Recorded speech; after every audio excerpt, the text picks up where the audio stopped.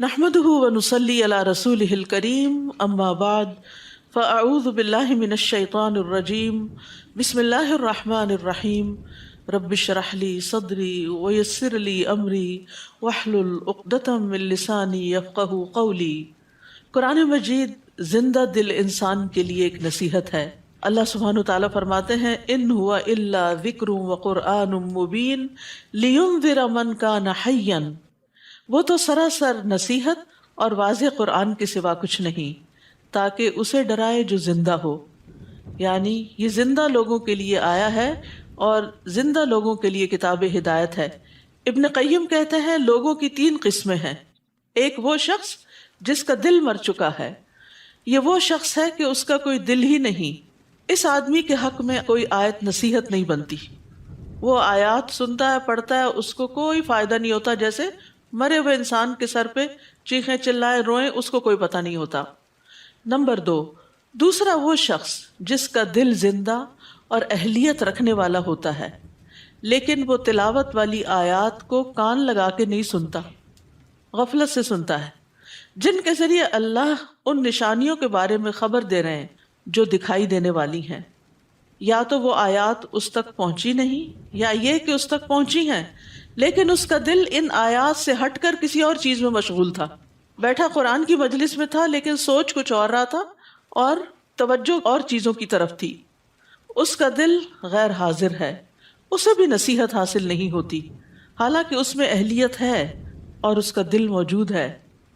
تیسرا وہ آدمی ہے جس کا دل بھی زندہ ہے اور وہ اہلیت بھی رکھتا ہے، جس پر آیات کی جب تلاوت کی جاتی ہے وہ اپنا کان لگاتا ہے، اپنے کانوں کو اس کی طرف ڈال دیتا ہے، اپنے دل کو حاضر کرتا ہے، اور جو کچھ وہ سن رہا ہے اس کے فہم کے علاوہ وہ اپنے دل کو کہیں اور مشغول نہیں کرتا، اس کا دل بھی حاضر ہے، کان بھی لگائے ہوئے ہے۔ اس قسم کے لوگ ہیں جو ان آیات سے فائدہ حاصل کرتے ہیں جو تلاوت کی جاتی ہیں، اور ان آیات سے بھی یعنی کائنات کی نشانیوں سے بھی فائدہ حاصل کرتے ہیں جو مشاہدے سے تعلق رکھتی ہیں۔ تو اللہ تعالیٰ سے دعا ہے کہ وہ ہمیں زندہ دل عطا کرے تاکہ ہم قرآن میں خوب غور و فکر کریں اور اس کو اپنے اندر جذب کریں اور اس پر عمل بھی کریں۔ 11واں پارہ۔ اعوذ باللہ من الشیطان الرجیم، بسم اللہ الرحمن الرحیم، یعتذرون الیکم اذا رجعتم الیہم قل لا تعتذروا لن نؤمن لکم قد نبأنا اللہ من اخبارکم وَسَيَرَى اللَّهُ عَمَلَكُمْ وَرَسُولُهُ ثُمَّ تُرَدُّونَ إِلَى عَالِمِ الْغَيْبِ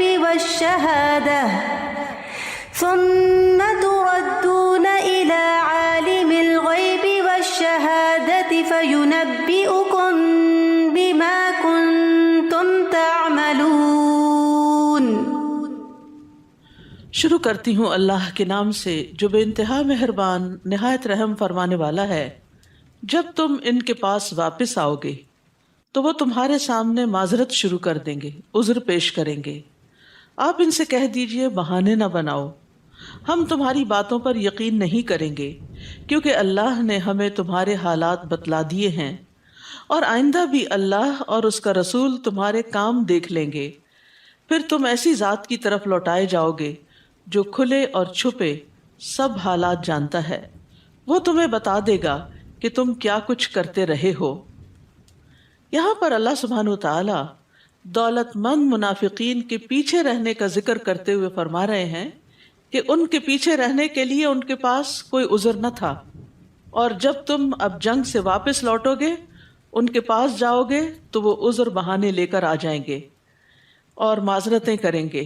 تو آپ ان سے کہہ دیجئے کہ تم بہانے مت بناؤ، ہم تمہاری بات نہیں مانیں گے، یعنی تمہاری جھوٹی معذرتوں کی تصدیق نہیں کریں گے، کیونکہ اللہ تعالیٰ نے ہمیں تمہارے حالات سے خبردار کر دیا ہے اور اللہ سبحانہ تعالیٰ کی بات سچی ہے، لہٰذا تمہارے عذر پیش کرنے کا کوئی فائدہ نہیں، کیونکہ وہ ایسے ایسے بہانے اور ایسے ایسے معذرتیں پیش کر رہے تھے جو بالکل اس کے برعکس تھی جو اللہ تعالیٰ ان کے حالات کے بارے میں خبر دے چکے تھے۔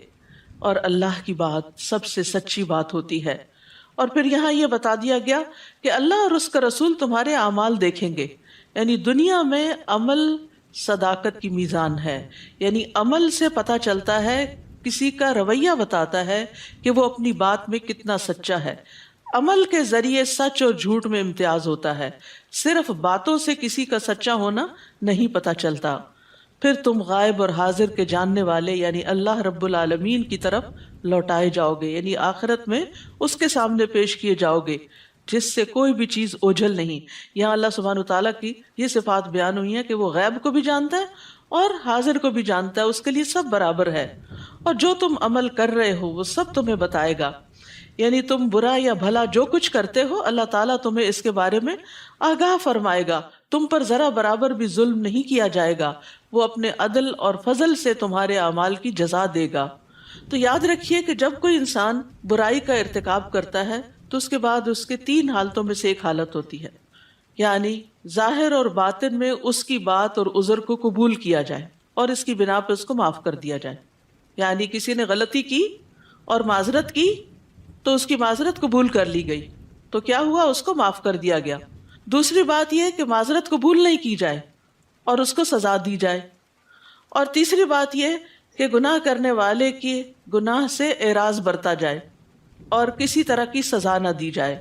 تو یہ تیسرا رویہ ہے جس کے بارے میں اللہ تعالیٰ نے حکم دیا ہے کہ منافقین کے ساتھ یہی رویہ اختیار کیا جائے۔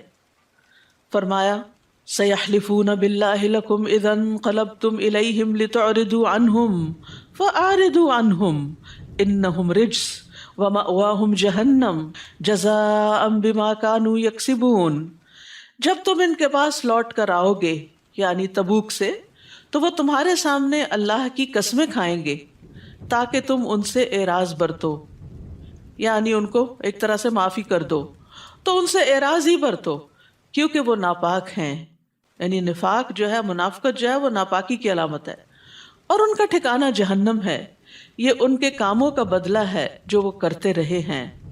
یہاں پر یہ بات سمجھ میں آ رہی ہے کہ کچھ معاملے ایسے ہوتے ہیں کہ جن میں انسان کو پتا ہوتا ہے کہ سامنے والا بالکل جھوٹ کہہ رہا ہے، انتہائی غلط بات کر رہا ہے، اس کا عمل اس کے بالکل اپوزٹ ہے، یعنی زبان سے وہ کچھ کہتا ہے، عمل سے کچھ کہتا ہے، لیکن آپ کے پاس قسمیں کھاتے ہوئے اور جھوٹا سچے آنسو بہاتے ہوئے آ جاتا ہے معذرت کرنے کے لیے، تو اب یہ ہے کہ آپ کون سا رویہ اختیار کریں گے؟ یا تو یہ کہ آپ نے نہیں بالکل کوئی بات نہیں، میں تم سے راضی ہوں۔ آپ کیسے راضی ہیں؟ آپ راضی نہیں ہیں تو آپ اپنی رضامندی ظاہر نہ کریں، آپ اس پر سزا بھی نہ دیں، کیونکہ وہ اب اللہ کا نام لے کر اپنے جھوٹ پہ پردہ ڈال رہا ہے۔ تو تیسرا رویہ اعراض، تغافل، اگنور، جسٹ اگنور، ایسے لوگوں کو اگنور کر دینا چاہیے، نہ خوشی کا اظہار کرنا چاہیے اور نہ ہی کوئی سزا دینی چاہیے، ان کا معاملہ اللہ پہ چھوڑ دینا چاہیے۔ یحلفون لکم لترضوا عنہم فإن ترضوا عنہم فإن اللہ لا یرضی عن القوم الفاسقین۔ وہ تمہارے سامنے قسمیں کھائیں گے تاکہ تم ان سے راضی ہو جاؤ، بس انہیں فکر ہے کہ لوگ راضی ہو جائیں، لوگوں کی نگاہوں میں اچھے بن جائیں۔ یہ بھی نفاق کی ایک علامت ہوتی کہ انسان کو لوگوں کی فکر زیادہ ہو کہ ان کے سامنے میری بے عزتی نہ ہو، اور اللہ کا کوئی ڈر نہ ہو، اور اللہ کے آگے شرمندگی نہ ہو۔ تو فرمایا کہ اگر تم راضی ہو بھی جاؤ تو اللہ ایسے فاسق لوگوں سے راضی نہ ہوگا۔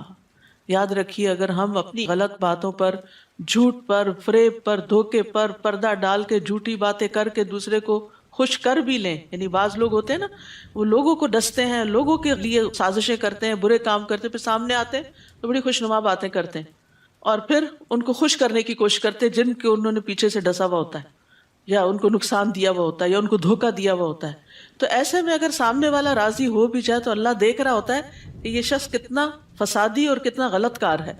تو خاندانی تعلقات میں بھی بعض اوقات آپ کو ایسے لوگوں سے واسطہ پیش آتا ہے کہ جو پیٹھ پیچھے آپ کا گھر خراب کرتے ہیں، آپ کے ہسبینڈ کے دل میں آپ کے خلاف بری بری باتیں ڈالتے ہیں، اور اسی طرح کے چھپ چھپ کے غلط کام کرتے ہیں، لیکن آپ کے سامنے آپ کو ظاہر نہیں ہونے دیتے تاکہ آپ سے جو فائدے ان کو پہنچ رہے ہیں وہ پہنچتے رہیں، یعنی فائدے بھی اٹھاتے ہیں آپ سے اور دھوکہ بھی دیتے ہیں آپ کو، اور آپ کو پتہ بھی ہوتا ہے۔ تو ایسے لوگوں سے اعراض برتنا چاہیے، اور انہیں یہ یاد رکھنا چاہیے کہ بندوں نے اگر کوئی سزا نہیں دی اور برا بھلا نہیں کہا یا کوئی دنیا میں اس کے کانسیکوینسز نہیں آئے، لیکن اللہ کے حضور جب حاضر ہونا ہے تو پھر خوب شامت آئے گی۔ اللہ ایسے فاسق لوگوں سے راضی نہ ہوگا. تو انسان کو اللہ کی خوشنودی کو بندوں کی خوشنودی پر مقدم رکھنا چاہیے. یعنی ہمیشہ یہ دیکھنا چاہیے کہ کیا میرا رب بھی میرے اس طرز عمل سے راضی ہے یا نہیں. کیونکہ لوگوں کے برعکس اگر اللہ کو راضی کرے انسان تو اللہ سبحانہ وتعالیٰ اس کی دنیا کے حالات بھی درست کر دے گا اور آخرت کے بھی. ایک روایت میں آتا ہے کہ معاویہ رضی اللہ عنہ نے ام المومنین عائشہ رضی اللہ عنہ کو لکھا کہ مجھے ایک خط لکھیے جس میں میرے لیے نصیحتیں ہوں، آپ مجھے نصیحت کیجیے لیکن زیادہ نہ ہو. اور یہ بھی بڑی حکمت کی بات ہے کہ تھوڑی بات زیادہ یاد رہتی ہے. تو حضرت عائشہ رضی اللہ عنہ نے حضرت معاویہ کو لکھا، سلام علیک اما بعد، میں نے رسول اللہ صلی اللہ علیہ وسلم کو فرماتے ہوئے سنا کہ جو شخص اللہ کی رضا لوگوں کو ناراض کر کے تلاش کرے گا تو لوگوں سے پہنچنے والی تکلیف کے سلسلے میں اللہ اس کے لیے کافی ہوگا. یعنی اگر لوگ ناراض بھی ہو گئے لیکن اللہ کی رضا اس کے سامنے ہے کہ میں یہاں اگر جھوٹ بولوں تو اللہ تعالیٰ ناراض ہوگا، مجھے سچی بات ہی کرنی ہے، تو جو لوگ ناراض ہوں گے کچھ دن بعد راضی بھی ہو جائیں گے، اللہ ان کے لیے کافی ہو جائے گا. اور جو شخص لوگوں کی رضامندی کو یعنی لوگوں کو راضی کرنے کو اللہ کے غصے میں تلاش کرے گا اللہ اسے لوگوں کے سپرد کر دے گا. والسلام علیکم. بس اتنی سی نصیحت کی. تو مقصد کیا تھا کہ ہر حال میں اللہ کو راضی رکھنے کی فکر کرو. اس آیت سے یہ بھی پتہ چلتا ہے کہ اللہ فاسق لوگوں سے راضی نہیں ہوتا، فاسق لوگوں سے راضی نہیں ہوتا. یعنی اگر ہم یہ چاہتے ہیں سچے دل سے کہ اللہ تعالیٰ ہم سے راضی ہو جائے تو پھر ہمیں وہ کام کرنے چاہیے جس سے اللہ راضی ہو، جس سے اللہ محبت کرے. الاعراب اشد کفرا و نفاقا، دیہاتی عرب کفر اور نفاق میں زیادہ سخت ہیں اور ان میں یہ امکان زیادہ ہے کہ وہ اس دین کی حدود کو نہ سمجھ سکیں جو اللہ نے اپنے رسول پر نازل کی ہیں، اور اللہ سب کچھ جاننے والا اور حکمت والا ہے. تو یاد رکھیے کہ دیہاتوں میں رہنے والوں کے پاس علم حاصل کرنے کے ذرائع کم ہوتے ہیں، علم کی مجالس کم ہوتی ہیں، اور ویسے بھی ان کا طرز زندگی کچھ رف اینڈ ٹف ہوتا ہے جس کی وجہ سے ان کے مزاج کے اندر بھی سختی ہوتی ہے، اور پھر قرآن و سنت کا علم نہ ہونے کی وجہ سے بھی ایک سختی آ جاتی ہے. تو اس لیے یہاں پر بہت اہم نقطہ پتہ چلتا ہے کہ انسان جہالت دور کرنے کے لیے علم حاصل کرے تاکہ اس کے دل کی سختی بھی جائے، اس کے رویے اور اخلاق کی سختی بھی ختم ہو. کیونکہ آپ نے دیکھا ہوگا کہ چاہے کوئی دنیا کا علم بھی حاصل کیے ہوئے ہو، جو سمجھدار پڑھا لکھا انسان ہوتا ہے اس کے اندر ایک خاص قسم کی ہمبلنس اور ایک عاجزی ہوتی ہے. اس کے برعکس وہ شخص جو ان پڑھ ہوتا ہے اس کے اندر ایک کھردرا پن ہوتا ہے. تو علم حاصل کرنے کے لیے علماء کے پاس بیٹھنا چاہیے، علم کی مجلسوں میں شریک ہونا چاہیے.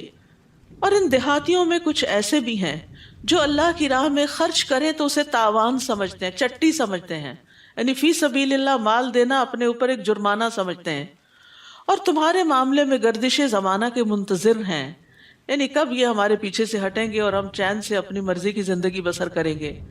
حالانکہ بری گردش انہی پر مسلط ہے اور اللہ سب کچھ سننے والا اور جاننے والا ہے.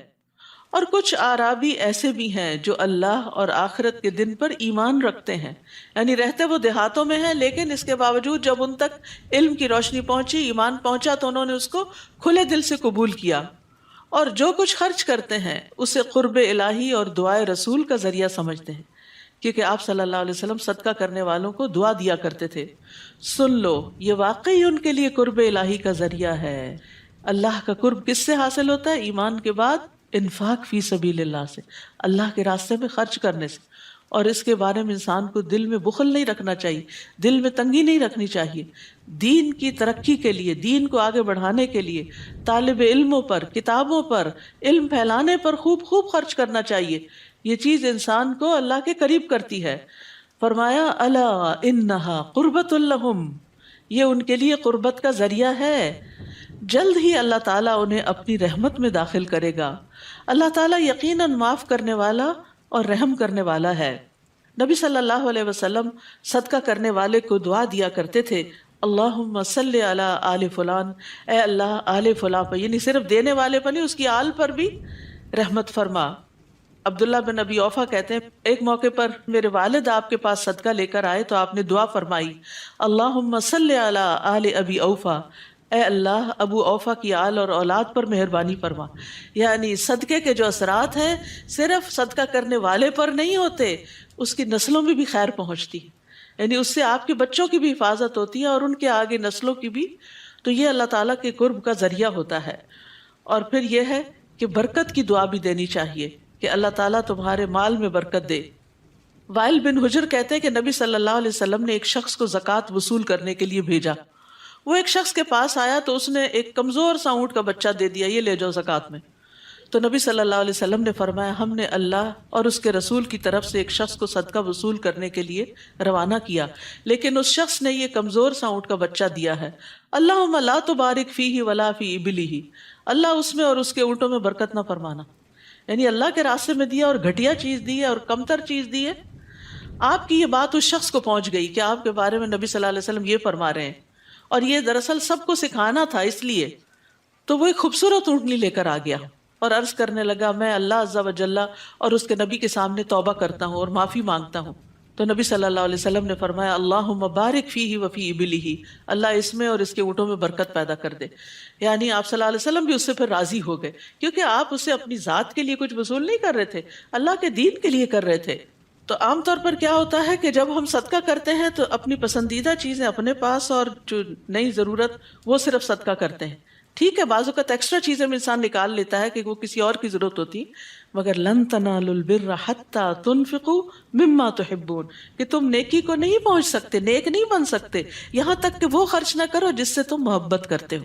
تو اپنی محبوب چیزیں بھی، اپنا محبوب مال بھی اللہ کے راستے میں دینا چاہیے، خصوصاً فی سبیل اللہ، نیکی کے کاموں کو آگے بڑھانے کے لیے. والسابقون الاولون من المہاجرین والانصار والذین اتبعوہم باحسان رضی اللہ عنہم ورضوا عنہ. وہ مہاجر اور انصار جنہوں نے سب سے پہلے ایمان لانے میں سبقت کی، اور وہ لوگ جنہوں نے احسن طریقے پر ان کی پیروی کی. قیامت تک جو مہاجرین اور انصار کے طریقوں پہ چلتے رہے تو ہمارے لیے قابل اتباع لوگ کون ہیں؟ صراط الذین انعمت علیہم، کون ہیں؟ جنہیں نبی صلی اللہ علیہ وسلم کا ساتھ نصیب ہوا کہ ان کا لائف سٹائل کیا تھا، وہ اپنے مال کے معاملے میں کیا کیا کرتے تھے، ان کا طریقہ زندگی کیا تھا. اللہ ان سب سے راضی ہوا. اگر اللہ کی رضا چاہتے ہیں تو ان کو اپنا رول ماڈل بنائیں، اور وہ اللہ سے راضی ہوئے. رضی اللہ عنہم ورضوا عنہ، اللہ نے ان کے لیے ایسے باغ تیار کر رکھے ہیں جن میں نہریں جاری ہیں، وہ ان میں ہمیشہ رہیں گے. یہی بہت بڑی کامیابی ہے. تو یاد رکھیے ہمیشہ آگے جانے والوں، سبقت کرنے والوں کی پیروی کرنی چاہیے، نہ کہ جو پیچھے ہیں، سست ہیں. یعنی جب کسی سے کوئی انسپریشن لیں تو اس سے لیں جو نیکی میں آپ سے آگے ہے، اس سے نہیں لیں جو پیچھے ہے کہ اچھا وہ بھی تو نہیں ابھی کر رہا، ابھی وہ بھی نہیں آیا، ابھی وہ بھی شریک نہیں ہوا، ابھی اس نے بھی شروع نہیں کیا، چلو جب وہ کرے گا میں بھی کر لوں گا. نہیں، جو پہلے جا چکے، جو آگے بڑھ چکے، جو اوپر کے درجوں میں پہنچ گئے، ان کو دیکھیں. یہاں انہی کی طرف اشارہ ہے. تو احسان کے ساتھ پیروی کی، یعنی ہمارے لیے کیا حکم ہے؟ والذین اتبعوہم باحسان. تو احسان کے ساتھ پیروی کرنے کا مطلب یہ ہے کہ انہوں نے ایمان لانے میں ان کی پیروی کی، نیک اعمال میں ان کی پیروی کی، اپنے اقوال اور اعمال میں اللہ کی رضا تلاش کرنے میں ان کی پیروی کی، کہ جس طرح صحابہ کرام اور تابعین اللہ کی رضا حاصل کرنے کے لیے اپنا سب کچھ قربان کر دیا کرتے تھے. وَمِمَّنْ حَوْلَكُمْ مِنَ الْأَعْرَابِ مُنَافِقُونَ، اور تمہارے ارد گرد بسنے والے دیہاتیوں میں کچھ منافق موجود ہیں، اور کچھ خود مدینہ میں بھی موجود ہیں. کس طرح اللہ سبحانہ وتعالیٰ نے نفاق کو ظاہر کیا اور مسلمانوں کو خبردار کر دیا. جو اپنے نفاق پر اڑے ہوئے ہیں، یعنی کوئی بات سمجھ کے نہیں دیتے، انہیں تم نہیں جانتے، ہم ہی جانتے ہیں. اللہ اکبر. یعنی نبی صلی اللہ علیہ وسلم کو بھی بعض منافقین کے نفاق کا علم نہیں تھا. وہ اتنے ہوشیار چالاک لوگ تھے، اپنی باتوں سے ایسا خوش کرتے تھے کہ ان کے دل کا حال آپ کو نہیں پتا چلتا تھا کہ ان کے اندر کیا ہے. فرمایا آپ انہیں نہیں جانتے، ہم ہی جانتے ہیں. جلد ہی ہم انہیں 2 مرتبہ سزا دیں گے، پھر وہ بڑے عذاب کی طرف لوٹائے جائیں گے. 2 مرتبہ سزا کیا؟ ایک قبر میں، اور بڑا عذاب کہاں ہے؟ آخرت میں. تو اس آیت میں بھی قبر کے عذاب کی دلیل ملتی ہے. ان کے علاوہ کچھ اور لوگ ہیں جنہوں نے اپنے گناہوں کا اعتراف کر لیا اور وہ ملے جلے عمل کرتے رہے، کچھ اچھے اور کچھ برے. امید ہے کہ اللہ ان کی توبہ قبول کر لے، کیونکہ وہ درگزر کرنے والا اور رحم کرنے والا ہے۔ تو یاد رکھیے کہ بعض اوقات انسان ملے جلے عمل کرتا ہے اور اللہ سے امید بھی رکھتا ہے، تو اختتام جس پر ہوگا انشاءاللہ اللہ سبحانہ وتعالی اپنی رحمت سے بخش دے گا۔ اے نبی صلی اللہ علیہ وسلم، آپ ان کے اموال سے صدقہ قبول کیجیے، یعنی جب انسان کو پتا ہو نا کہ میں کچھ نیکیاں کرتا ہوں، مجھ سے غلطیاں بھی ہوتی، تو اپنے گناہوں کے ازالے اور کفارے اور ان کو صاف کرنے اور دھونے کے لیے کیا کریں؟ صدقہ کرتے رہیں۔ صدقہ جو ہے وہ نفاق بھی دور کرتا ہے۔ آپ ان کے اموال میں سے صدقہ قبول کیجئے اور اس صدقے کے ذریعے ان کے اموال کو پاک کیجئے اور ان کے نفوس کا تزکیہ کیجئے، پھر ان کے لیے دعا بھی کیجئے۔ تو صدقہ کیا ہے؟ نفس کو بھی پاک کرنے کا ذریعہ ہے، مال کو بھی پاک کرنے کا ذریعہ ہے، رسول صلی اللہ علیہ وسلم کی دعائیں حاصل کرنے کا ذریعہ ہے۔ ان صلاتک سکن لہم، بے شک آپ کی دعا ان کے لیے تسکین کا باعث ہے، اور اللہ سب کچھ جاننے والا اور دیکھنے والا ہے۔ کیا انہیں معلوم نہیں کہ اللہ ہی اپنے بندوں کی توبہ قبول کرتا ہے اور ان کے صدقے قبول کرتا ہے؟ یعنی صدقہ اور توبہ ساتھ ساتھ۔ سچی توبہ کیا ہے؟ جس میں انسان کوئی نیک عمل کر کے توبہ کرے، کوئی نفل پڑھ کے کرے، کوئی صدقہ دے کے کرے، یعنی جب بھی کوئی گناہ ستائے اس گناہ کو یاد کر کے صدقہ کریں تاکہ دل ٹھنڈا ہو جائے اور ایک تسکین آ جائے۔ غم کا علاج ہے صدقہ، بیماریوں کا علاج ہے صدقہ، اور ان کے صدقے قبول کرتا ہے، اور یہ کہ وہی توبہ قبول کرنے والا اور رحم کرنے والا ہے۔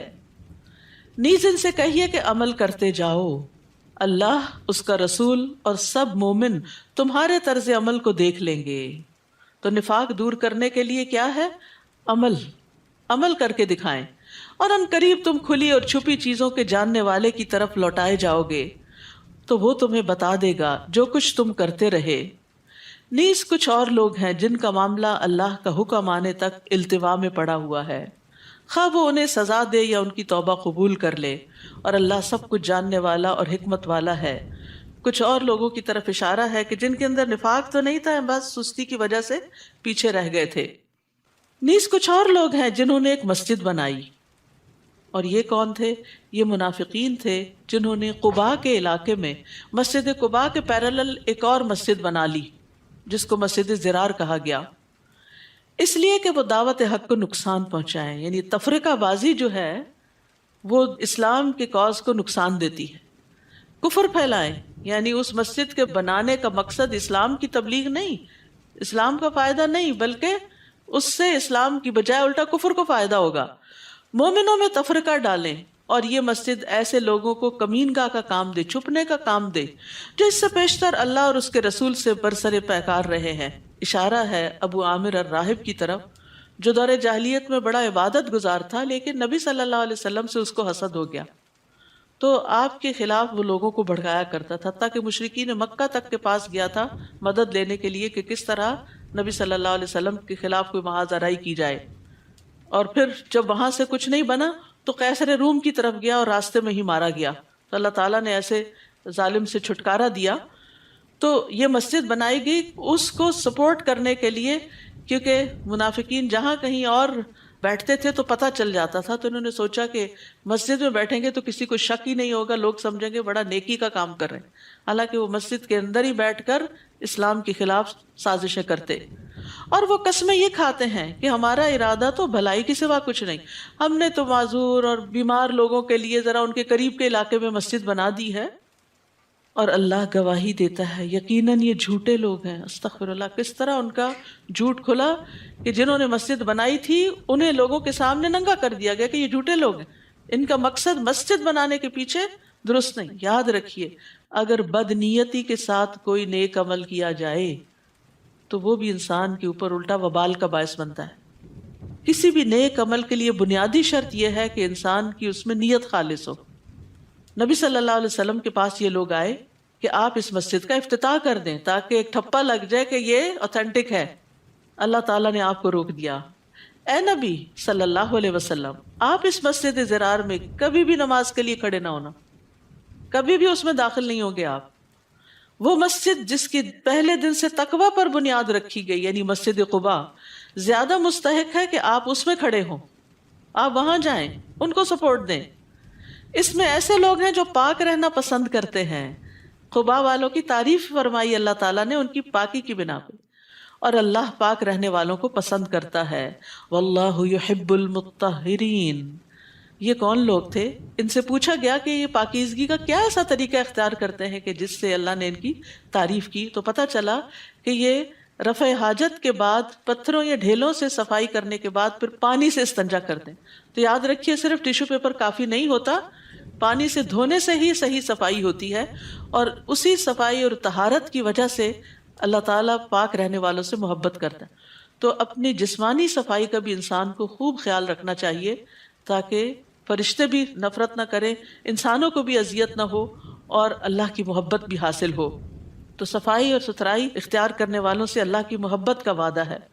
اور صاف رہنا جو ہے یہ فطرت کے اعمال میں سے ہے.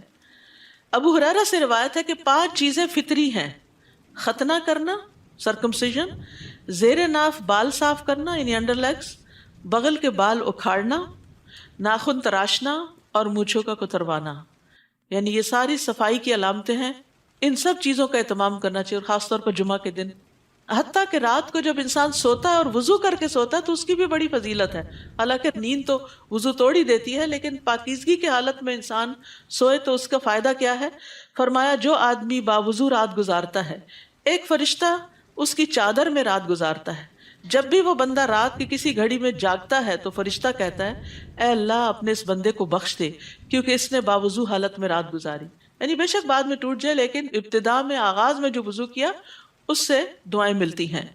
ذرا سوچو کیا وہ شخص بہتر ہے جس نے اپنی عمارت کی بنیاد اللہ کے خوف اور اس کی رضا پر رکھی ہو؟ یعنی دین کے لیے کوئی بلڈنگ بنا رہا ہے، مسجد بنا رہا ہے، کوئی دینی ادارہ بنا رہا ہے، اور اس کے اندر 2 چیزیں ہیں کہ اس تعمیر میں اللہ کا خوف بھی ہے اور اللہ کی رضا حاصل کرنے کا شوق بھی ہے کہ اس کی وجہ سے اللہ تعالیٰ مجھ سے راضی ہو جائے. یا وہ شخص بہتر ہے جس نے اپنی عمارت کی بنیاد ایک کھوکھلے گڑھے کے کنارے پر رکھی ہو جو اس کو بھی لے کر جہنم کی آگ میں جا گرے. اشارہ ہے مسجد ضرار کی طرف کہ جس کے نیچے نیت کا اخلاص نہیں تھا. ایسے ظالم لوگوں کو اللہ کبھی سیدھی راہ نہیں دکھاتا. تو یاد رکھیے کہ چاہے آپ ایک فزیکل عمارت بنائیں یا کسی نیکی کے کام کو بلڈ کریں تو اس کے نیچے جب تک اخلاص کی بنیاد نہیں ہوگی اس وقت تک جنت کا حصول ممکن نہیں. اگر اس کے نیچے دھوکہ اور فریب ہے تو پھر وہ عمارت گرے گی اور انسان کو جہنم میں لے جائے گی. یعنی وہ بظاہر بڑا سا نیکی کا کام بھی جنت میں لے جانے والا نہیں اگر اللہ کے لیے نہیں کیا جا رہا. تو نیکی چھوٹی بھی بڑا فائدہ دے جاتی ہے. آدھی کھجور کا صدقہ بھی انسان کو جہنم کی آگ سے بچاتا ہے اگر وہ اللہ کے لیے کیا گیا ہو. اور بڑے سے بڑے کارنامے بھی، چاہے وہ قرآن کی تلاوت ہو یا پڑھنا پڑھانا ہو یا شہادت کی موت ہو یا اسی طرح بہت زیادہ سخاوت کرنا ہو، اگر وہ اللہ کی رضا کے لیے نہیں تو یہی اعمال سب سے پہلے جہنم میں لے جانے والے. دکھاوے کی نیکیاں جنت میں نہیں لے جائیں گی، جہنم میں لے جانے والی ہیں. تو اس لیے انسان کو سب سے زیادہ فکر اپنے اخلاص کی، اپنی نیت کی ہونی چاہیے، اور وہ اس وقت زیادہ پتہ چلتی ہے جب نیکی کا کام کر کے آپ کو کہیں سے کوئی تنقید سننی پڑتی ہے تو آپ کتنے اپسٹ ہوتے ہیں یا پھر کتنے راحت میں ہوتے ہیں کہ میں نے اللہ کے لیے کیا، اللہ نے دیکھ لیا، وہ قبول کر لے گا، اس لیے مجھے کسی کی باتوں کی کوئی پرواہ ہونی نہیں چاہیے. کیونکہ بعض اوقات آپ جب نیکی کے بہت کاموں میں آگے ہوتے ہیں نا تو لوگ باتیں بھی بنانے لگتے ہیں. وہ کہتے ہیں یہ اس کو بڑا اپنی پروجیکشن کا شوق ہے، حالانکہ ایسا نہیں ہوتا. تو پھر آپ سوچتے ہیں اچھا میں اب نہیں کروں گی. نہیں، یہی تو آپ کے ٹیسٹ ہوا تھا کہ آپ پھر بھی نیکی کریں گے یا نہیں. کیا صرف لوگوں کی تعریف کی وجہ سے نیکی کریں گے یا ان کی تنقید کے باوجود بھی نیکی کے کام نہیں چھوڑیں گے؟ تو یاد رکھیے کوئی کچھ بھی کرے، جو ٹھان لی ہے وہ ٹھان لی ہے، وہ کرنا ہی کرنا ہے، چاہے نتیجہ دنیا میں اس کا کچھ بھی سامنے آتا ہے، کیونکہ اللہ کی رضا کے لیے انسان آزمایا جاتا ہے. اس سے خود بھی انسان کو پتہ چلتا ہے کہ میں بھلا یہ کام کیوں کر رہا تھا. ورنہ انسان کی بعض اوقات ملی جلی سی نیت ہوتی، اتنی خالص نہیں ہوتی، لیکن پھر اس سے کیا ہوتا ہے پتہ چل جاتا ہے. جب امتحان آتا ہے، آزمائش آتی ہے تو انسان کو اپنی ورتھ بھی پتہ چل جاتی ہے کہ میرے اندر کتنی ثابت قدمی ہے. پھر فرمایا ان اللہ اشترى من المؤمنین انفسهم واموالهم بان لهم الجنہ یقاتلون فی سبیل اللہ فیقتلون ویقتلون وعدا علیہ حقا فی التوراة والانجیل والقرآن ومن اوفى بعہدہ من اللہ فاستبشروا ببیعکم الذی بایعتم بہ وذلک هو الفوز العظیم. اللہ تعالیٰ نے مومنوں سے ان کی جانیں اور ان کے مال جنت کے بدلے خرید لیے ہیں. وہ اللہ کی راہ میں لڑتے ہیں، مارتے بھی ہیں اور مرتے بھی ہیں، تورات، انجیل اور قرآن سب کتابوں میں اللہ کے ذمے یہ پختہ وعدہ ہے۔ اللہ سے بڑھ کر اپنے وعدے کو وفا کرنے والا کون ہے؟ لہٰذا اے مسلمانوں، تم نے جو سودا کیا اس پر خوشیاں مناؤ، اور یہی بہت بڑی کامیابی ہے۔ سوچئے، خریدار کون ہے آپ کی جان کا، آپ کے مال کا؟ لینے والا کون ہے؟ کون ہے؟ اللہ۔ اللہ خریدنا چاہتا ہے آپ سے آپ کی جان اور مال، کہ آپ اس کی راہ میں دے دیں۔ اور یہ معاہدہ کہاں لکھا ہوا ہے؟ 3 کتابوں میں، تورات، انجیل اور قرآن، سب میں۔ دنیا کی سب سے بہترین کتابوں میں یہ بات لکھی ہوئی ہے، سب سے سچی کتابوں میں۔ کس کے ذریعے یہ معاہدہ کروایا جا رہا ہے؟ رسول اللہ صلی اللہ علیہ وسلم کے ذریعے۔ اور معاوضہ کیا ہے؟ جنت۔ خریدار بھی بہترین، معاوضہ بھی بہترین، جہاں معاہدہ لکھا ہوا ہے وہ بھی بہترین، جس کے ذریعے کانٹریکٹ کرایا جا رہا ہے وہ بھی بہترین۔ یہ ساری چیزیں انتہائی سچی اور انتہائی اوتھینٹک۔ کوئی شک ہے پھر بھی کہ ہم اپنا وقت، اپنی جان، اپنی صلاحیت، اپنی ذہانت، اپنا مال اللہ کے راستے میں نہ لگائیں، خالصتاً اللہ کے لیے؟ کیونکہ اس کا بدلہ اللہ نے جنت لکھا، اور یہ اللہ کا سودا انتہائی قیمتی سودا ہے۔ نبی صلی اللہ علیہ وسلم نے فرمایا، الا ان سلعۃ اللہ غالیہ، خبردار سن لو، اللہ کا سودا بڑا مہنگا ہے۔ سن لو، بے شک، الا ان سلعۃ اللہ الجنہ، بے شک اللہ کا سودا جنت ہے۔ تم سے جان اور مال لیتا ہے اور بدلے میں جنت دیتا ہے۔ لیکن یاد رکھیے، جنت ہمارے اعمال کا صلہ نہیں ہو سکتی، ہمارے اعمال پھر بھی تھوڑے ہیں، جنت خریدنے کے لیے کافی نہیں۔ پھر اس کے بعد یہ اللہ کا فضل اور رحمت ہوتی ہے کہ انسان جنت تک پہنچ سکے۔ اس سودا کرنے والوں کی خصوصیات کیا ہوتی ہیں؟ التائبون، توبہ کرنے والے، یعنی چھوٹی بڑی غلطی پر ان کو دھڑکا لگا رہتا ہے کہ اللہ تعالیٰ ناراض نہ ہو جائے، کہیں ہمارا کانٹریکٹ منسوخ نہ ہو جائے۔ آپ نے دنیا میں اگر کسی کے ساتھ کبھی کوئی کانٹریکٹ کیا ہو، کوئی بزنس ڈیل کی ہو، تو آپ کو کیا ہوتا ہے کہ کہیں ایسا نہ ہو کہ کوئی ایسے حالات ہو کہ یہ ختم کرنا پڑے بیچ میں، تو توبہ کرتے رہتے، بار بار اللہ کی طرف رجوع کرتے ہیں۔ العابدون، عبادت گزار ہوتے ہیں، صرف فرض ادا نہیں کرتے، ایکسٹرا نوافل کا بھی اہتمام کرتے ہیں۔ ممکن ہو تو تہجد، صلاۃ الضحیٰ، نمازوں میں صرف فرض نہیں، سنتیں اور نفل بھی۔ الحامدون، ہر حال میں اللہ کا شکر ادا کرتے ہیں، تعریف کرتے ہیں، اچھے حال میں بھی اور تکلیف دہ حال میں بھی، ہر حال میں اللہ سے راضی ہوتے ہیں۔ الحمدللہ، الحمدللہ ان کا تقیہ کلام ہوتا ہے۔ السائحون، سیاحت کرنے والے، ایک معنی روزہ رکھنے والے کیا گیا، لیکن زیادہ ترجیح والا معنی یہ ہے کہ وہ اپنے گھر سے نکلتے ہیں، کس کے لیے؟ حج اور عمرے کے لیے، علم حاصل کرنے کے لیے، نیکی کے کاموں کے لیے، یعنی صرف چین سے اپنے کمفرٹ زون میں بیٹھے نہیں رہتے بلکہ نکلتے ہیں، سائحون ہیں۔ الراکعون، رکوع کرنے والے ہیں، یعنی ہمبل ہیں اور نمازوں میں بھی رکوع کرنے والے۔ الساجدون، خوب سجدے کرنے والے ہیں۔ الآمرون بالمعروف والناہون عن المنکر، نیکی کا حکم دینے والے اور برائی سے روکنے والے، یہ ساری صفات ہوتی ہیں ان کے اندر۔ والحافظون لحدود اللہ، اور اللہ کی حدود کی حفاظت کرنے والے۔ وبشر المؤمنین، اور مومنوں کو خوشخبری دے دیجئے، یعنی جہاں ایک طرف وہ نیک کام کرنے والے ہیں، دوسری طرف وہ بڑی احتیاط برتتے ہیں زندگی میں کہ جہاں جہاں اللہ نے روکا ہے نا وہاں رک جائیں، حدوں کو پار نہ کریں۔ جن چیزوں کو اللہ نے حرام قرار دیا ہے ان کو اپنی زندگی میں حرام کر لیں، چاہے وہ اقوال میں سے ہوں، چاہے وہ افعال میں سے ہوں، چاہے ماکولات اور مشروبات میں سے، یا ہسبینڈ وائف کے ریلیشن شپ میں سے، یعنی ہر معاملے میں ہمیں حدود بتا دی گئی ہیں کسی بھی کام کی کہ کہاں تک جائز ہے، کہاں سے ناجائز شروع ہو جاتا ہے، حتیٰ کہ شک میں پڑنے والی چیزوں سے بھی پرہیز کرنا چاہیے۔ تو ایسے لوگ ہوتے ہیں جنہوں نے اپنی جان اور مال کا سودا کر رکھا ہے، یہ ہیں جنہوں نے اپنا آپ بیچ رکھا ہے۔ تو ہم بکے ہوئے لوگ ہیں، ہمیں اپنے آپ کو شیطان کے ہاتھوں نہیں بیچنا، اپنی خواہشات کے ہاتھوں نہیں بیچنا، اللہ کو بیچنا ہے تاکہ بدلے میں جنت مل سکے۔ اور ویسے بھی پیدا بھی ہمیں اللہ نے کیا، جو کچھ مال جان ہے وہ بھی اللہ کا، علم ہے تو وہ بھی، نیکی کی کوئی توفیق اور قدرت ہے تو وہ بھی اللہ ہی کی دی ہوئی ہے۔ تو کوئی بڑی بات تھوڑی ہے کہ جس نے سب کچھ دیا واپس اسی کو دے کے اس سے انعام لے رہے ہیں۔ کتنا بڑا فضل اور کتنی بڑی رحمت۔ نبی اور ایمان والوں کے لیے یہ مناسب نہیں کہ وہ مشرکوں کے لیے بخشش طلب کریں، خواہ وہ ان کے قریبی رشتہ دار ہی کیوں نہ ہوں، جبکہ ان پر یہ بات واضح ہو چکی ہے کہ مشرکین دوزخ والے ہیں۔ تو یاد رکھیے ایمان کی تکمیل کے لیے اللہ کی رضا کو مقدم رکھنا ضروری ہے. اور ابراہیم علیہ السلام نے جو اپنے باپ کے لیے بخشش کی دعا کی تھی آزر کے لیے جو مشرک تھا، تو وہ صرف اس لیے تھی کہ انہوں نے اپنے باپ سے اس بات کا وعدہ کیا ہوا تھا. پھر جب ان پر واضح ہو گیا کہ وہ اللہ کا دشمن ہے تو وہ اس سے بیزار ہو گئے، اپنے والد سے، شرک کی وجہ سے. بلا شبہ ابراہیم علیہ السلام بڑے نرم دل اور بردبار انسان تھے. اللہ تعالیٰ نے ان کی خوبیاں بیان کی ہیں. ہم دیکھیں کہ کیا ہم بھی ان کے نقش قدم پر ہیں یا نہیں.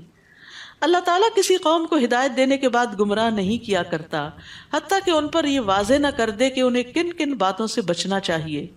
اللہ تعالیٰ یقیناً ہر چیز کو جاننے والا ہے. آسمانوں اور زمین کی حکومت اللہ ہی کے لیے ہے. وہی زندہ کرتا ہے، وہی مارتا ہے، اور اللہ کے سوا تمہارا کوئی سرپرست اور مددگار نہیں. اللہ تعالیٰ نے نبی، مہاجرین اور انصار پر مہربانی کی جنہوں نے بڑی تنگی کے وقت نبی کا ساتھ دیا تھا.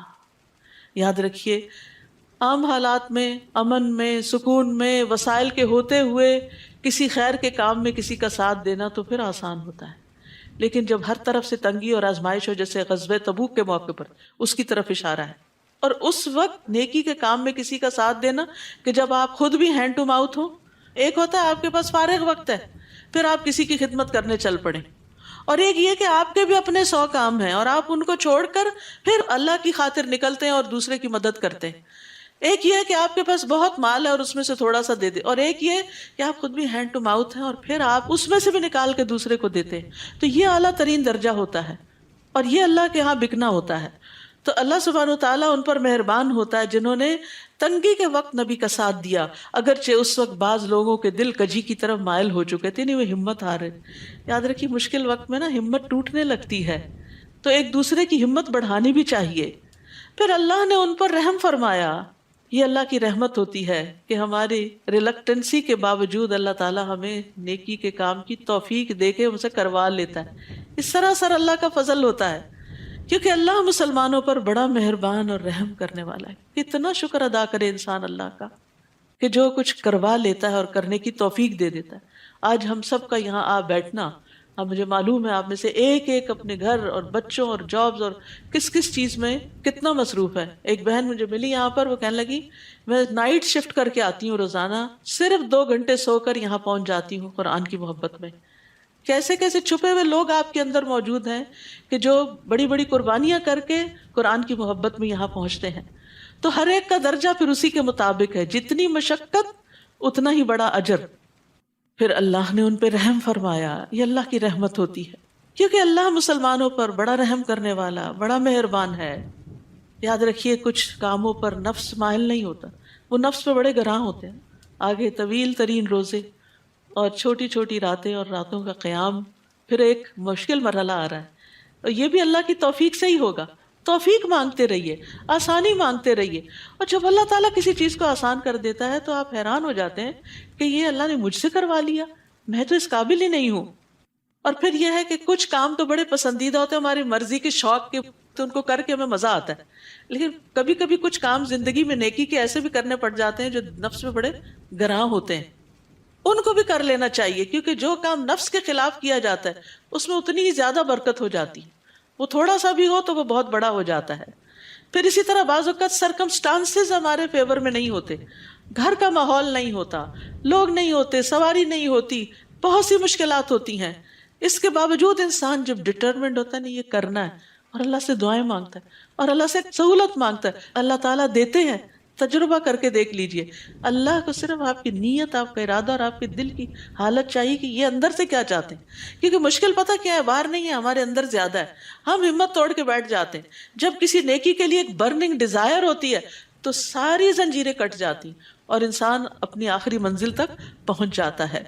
تو اللہ تعالیٰ انسان کو مسلسل ایسی آزمائشوں کے ساتھ آزماتا ہے جن کو وہ ناپسند کرتا ہے، اور پھر اللہ تعالیٰ اس کو اس مرتبے تک پہنچا دیتے. بعض اوقات ایک بندے کے لیے اللہ نے اعلیٰ مرتبہ رکھا ہوتا ہے لیکن وہ اعمال میں بڑا سستا ہوتا ہے، تو اللہ تعالیٰ اس کو کسی امتحان میں ڈال دیتے ہیں اور اس آزمائش میں ڈال کر اس کو وہیں پہنچاتے ہیں. یہ بھی اللہ کا فضل ہوتا ہے. لیکن جب مشکل آتی ہے تو ہم کہتے ہیں شاید اللہ ہم سے ناراض ہے، یہ شیطان کا وسوسہ ہوتا ہے. تو اس لیے ہر حال میں الحامدون، اور قیامت کے دن بلند مرتبہ والے ہوں گے حمادون، جو ہر حال میں اللہ کی تعریف کرتے ہیں اور اللہ سے مدد مانگتے رہتے ہیں. وعلی الثلاثۃ الذین خلفوا، اور ان 3 آدمیوں پر بھی مہربانی کی اللہ نے جن کا معاملہ ملتوی رکھا گیا تھا. منافقین نے آ کے جھوٹی قسمیں کھائیں، کچھ اور لوگوں کا معاملہ بھی نبٹ گیا. اب 3 لوگ ایسے مدینہ میں رہ گئے کہ جنہوں نے بس صرف سستی کے مارے اچھا کل نکلتے ہیں پرسوں نکلتے ہیں، اور پھر فوج بہت آگے نکل گئی اور وہ پیچھے کے پیچھے ہی رہ گئے. اور پیچھے رہ کر بھی ان کو بڑی تکلیف ہوتی تھی. نبی صلی اللہ علیہ وسلم جب واپس آئے تو منافقین تو جھوٹے عذر کر کے اپنا معاملہ صاف کر کے چل دیے، لیکن یہ 3 سچے لوگ تھے، انہوں نے جھوٹ نہیں بولا. لیکن ان پہ وقتی طور پہ بڑی سخت آزمائش آئی. 40 دن تک سب نے ان سے سوشل بائیکاٹ کر دی. نبی صلی اللہ علیہ وسلم سمیت کوئی ان سے بات چیت نہیں کرتا تھا، اور پھر آخر میں ان کو بھی اللہ نے معاف فرما دیا. تو کبھی ایسا بھی ہوتا ہے کہ ہماری غفلت اور کوتاہی ہمیں کسی مصیبت میں مبتلا کر دیتی ہے، تو وہ بھی گناہوں کو دھونے کا ذریعہ ہوتی ہے. اور ان 3 آدمیوں پر بھی مہربانی کی جن کا معاملہ ملتوی رکھا گیا تھا، حتیٰ کہ زمین اپنی فراخی کے باوجود ان پہ تنگ ہو گئی، کیونکہ کوئی ان سے بات نہیں کرتا تھا. اور ان کی اپنی جانیں بھی تنگ ہو گئی، وہ اپنے آپ سے بھی بیزار ہو گئے، کیونکہ سوشل انٹریکشن انسان کی بنیادی ضرورت ہوتی.